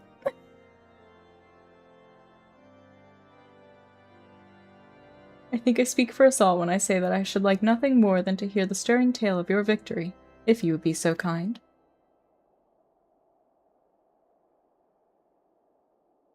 Then we were too late to prevent the summoning. But not too late to prevent further loss of life, an outcome worthy of celebration, and one for which we have Coffeemancer to thank. Yes, you are right, of course. We should be content with what we have accomplished. I, for one, could not have wished for a better outcome. Diva is no longer a threat, and the heretics have been routed. Aye, there is the matter of Iceheart's escape, but she cannot run forever. Whether it takes days, weeks, moons, or even years, my knights will find her. In the meantime, Lord Jolmont, is the caravan ready? The supplies that your men recovered have been prepared for transport, in accordance with your wishes. Rest assured that my knights will see them safely to Revenant's Toll. Of that I have no doubt. I take it these are the self-same supplies the heretics stole from the House Forton caravan? Less the crystals which compromised the bulk of the shipment, yes. Scarcely a fraction of that which was promised, but a meaningful contribution to your cause all the same. On an unrelated note, Coffeemancer, might I trouble you to accompany me to Camp Dragonhead at your earliest convenience? 'Tis not for my benefit. A certain lord was most distressed when he learned of your intent to risk life and limb to stop Iceheart. It took half a dozen knights to restrain him, I am told. Men give vent to their anxieties in myriad ways. Pray do not think less of him.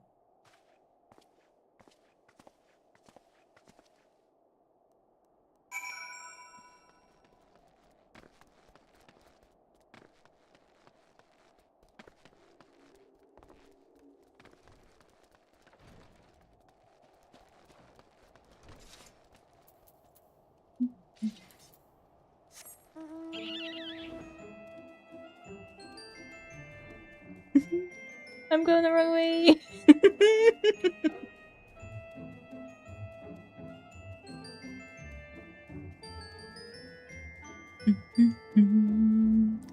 Imagine seeing this thing coming up the stairs.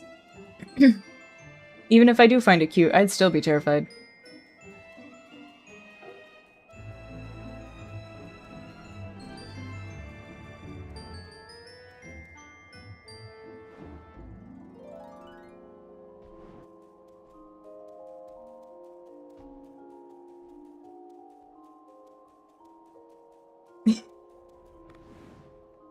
He said it's the mouth?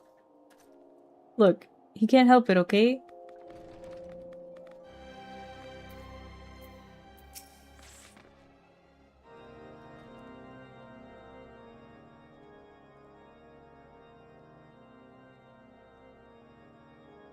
What were you thinking, Coffeemancer?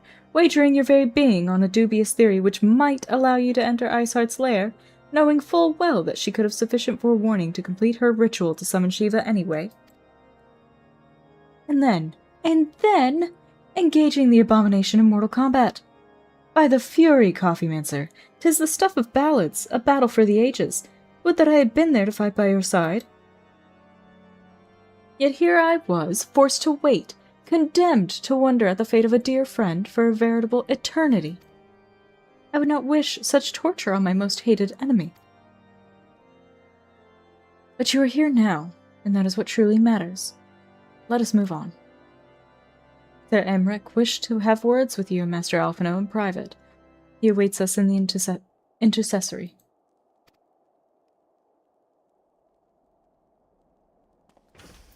Needless to say... Whoa. That Lalafell dismount, though.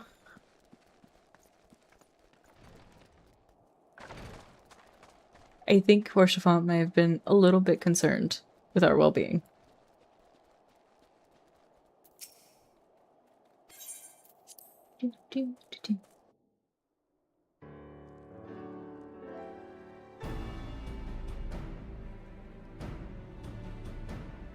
On behalf of the Holy See of Ishgard, allow me to express my deepest thanks.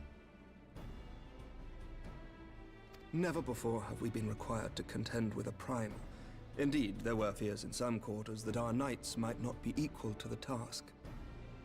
From what we have now learned of these beings, I can say with certainty that we would have lost a great many men had the Scions not intervened. Then the argument for preemptive action should be self-evident. Perchance now you will reconsider my proposal that Ishgard move against Nautalon. Ere we first met, a similar proposal was tabled, but the Holy See decreed that we were to observe, and that military action should be taken only in self-defense. All things considered, it was not an unreasonable decision. Since the calamity, 2 vigils have fallen to the Horde, while Garuda has never shown any inclination to storm the gates of judgment. Which is why this unprecedented crisis and its resolution may prompt a change in policy. You who have faced these primals know well the threat they pose. Ishgard did not. Not until now. And there is naught like a brush with death to change a man's outlook. At the very least, this should silence any lingering objections to our arrangement with Revenant's Toll. The Holy See may even feel moved to grant us its formal endorsement.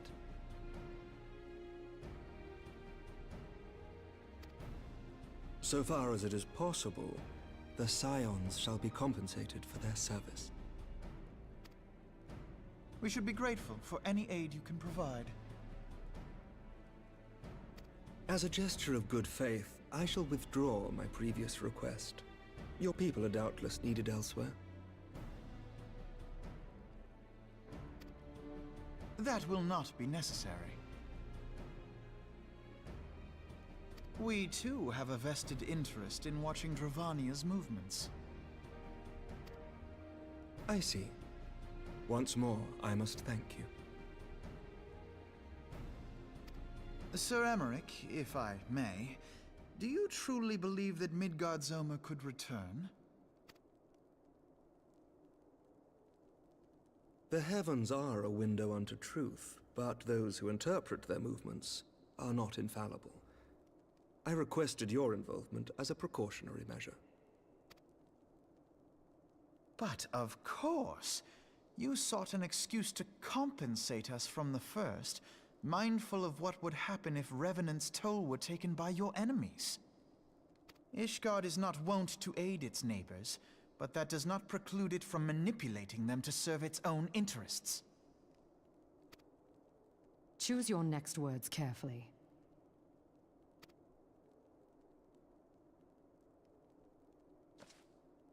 Do you know what sort of man becomes Lord Commander of the Temple Knights?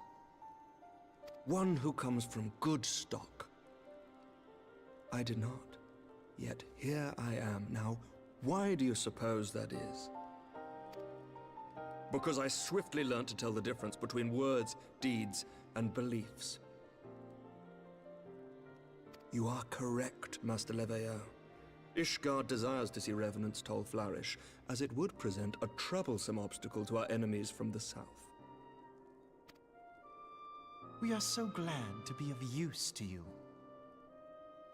As if you can say anything, Alphino. You're using everyone else. As we are to you. Ours is a mutually beneficial arrangement, lest we forget. One born of necessity. The dragons grow more restless by the day, and the heretics harry us nigh without cease. We have contended with such troubles for centuries, but there are limits to even our endurance. Yet as a pauper is loath to part with his meager possessions, the leaders of Ishgard are not wont to render up their trust to outsiders. But with perseverance on our part, they may yet be made to see the light. Nevertheless, one must take care when walking the road less traveled. Wise words, Sir Emmerich. I shall make a point to remember them. I must apologize for my earlier outburst. I hope it will not sour our good relations. Not at all. You but spoke from the heart. I trust you understand that at times my duties may prevent me from meeting with you. On such occasions, my second-in-command will speak for me.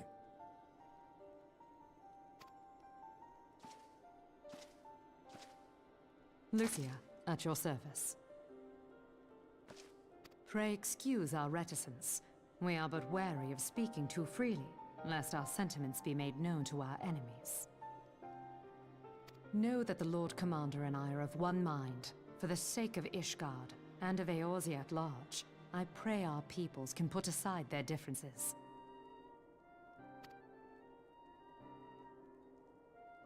Those who dwell in the past risk losing sight of their future. Should aught befall one of our shipments, pray inform Lucia immediately. You may also relay to her any words you might have for me alone.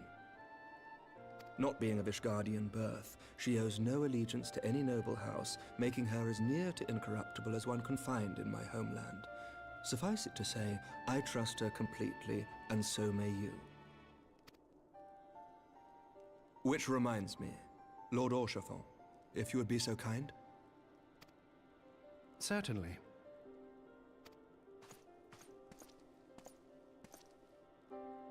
In I don't times know such why. as these, trust is ever in short supply. Mayhap this will go some way to rectify the problem. I don't know why, but I was half expecting Horshford to walk over and just slap Alphino. The results of our investigation into the heretics' recent attacks, as well as our interrogation of the merchant you detained.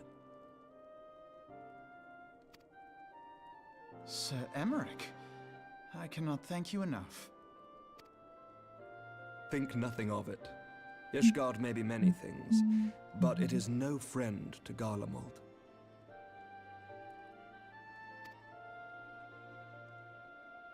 Did I not tell you to have faith, my friend? Keep Emmerich at your fucking mouth. Oh, that would have been so good.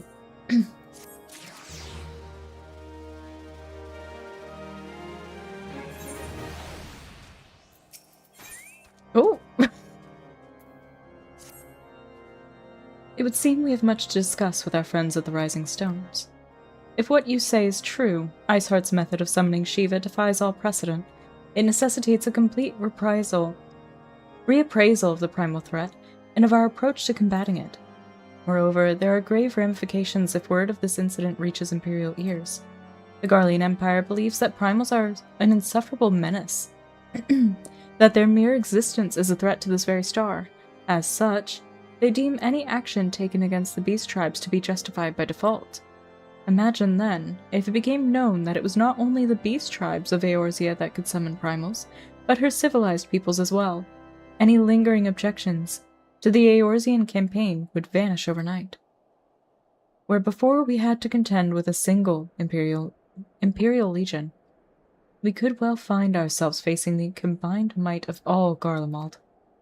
But I speak unadvised. Come, Coffee Mincer. It's better that we continue this conversation in Mordona.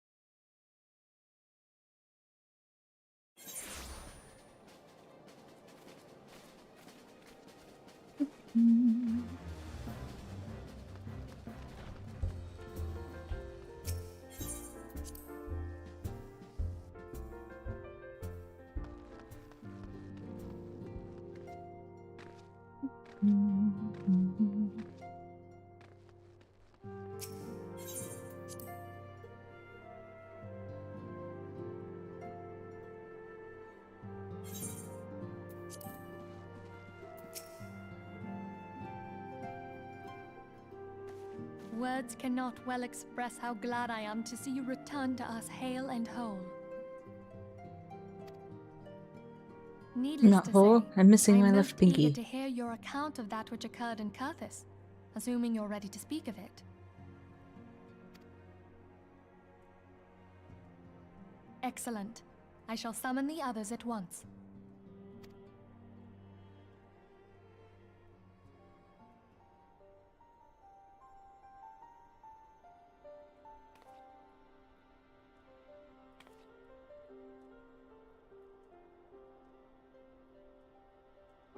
Iceheart used her own body as a vessel for a primal soul? Master Louisoir's writings make no mention of such a possibility. Can we be certain this entity was a primal?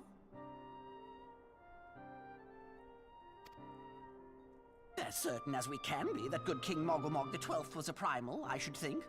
Both were ostensibly summoned. Let's not quibble over definitions.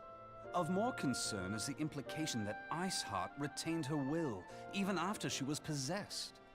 We are talking about a mortal, wielding the power of a primal. It can't possibly be that easy, can it? There must be some sort of sacrifice required. Or maybe she's just special?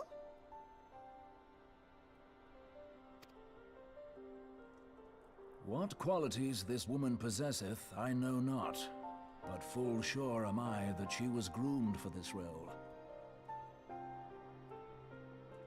Few are privy to the secrets of summoning, and but a single party standeth to profit from their dissemination.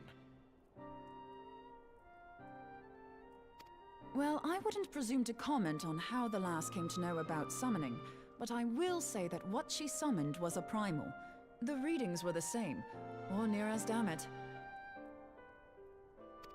Strange as it all sounds, it's really no different from what you've faced before. Then mayhap it is time that we re-examined our previous encounters. Pack your things, Ida. We're going back to Gridania. Yes, sir.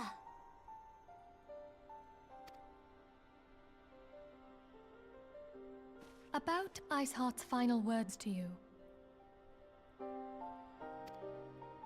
Hear, feel, think. Hydaelyn speaks to her as well. If Iceheart is blessed with the power of the Echo, she will doubtless have used it to further her goals. Or could it be that it was a revelation granted her by the Echo which first set her on this path? She did say that the Ishgardians were blind to the truth. Do you think she has knowledge of the origins of the Ishgardian-Dravanian War? It would do much to explain her unwavering conviction. Did not the Lady Iceheart implore thee to seek the Keeper of the Lake? And did she not imply that in so doing thou wouldst come to see with eyes unclouded? Midgard-Zoma was a king amongst kings who reigned for centuries on end. But he is dead and his wisdom lost to the ages. Unless the Ishgardians' fears are well-founded. It would seem we have yet another reason to stand watch over the Keeper of the Lake. For a mercy, we are well positioned to do so. Iceheart, Shiva, Ascians, and Midgard-Zoma. I shudder to think how they're all connected.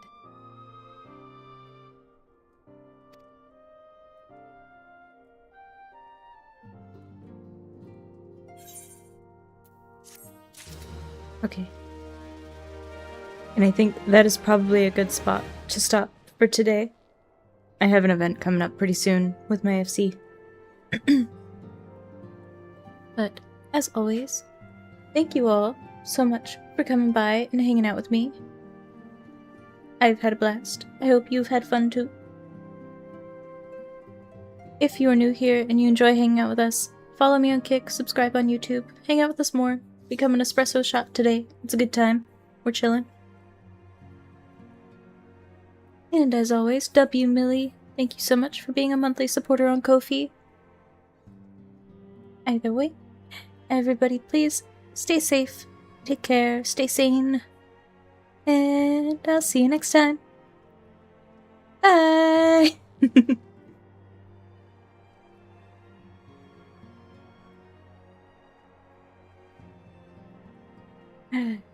No, thank you for being here.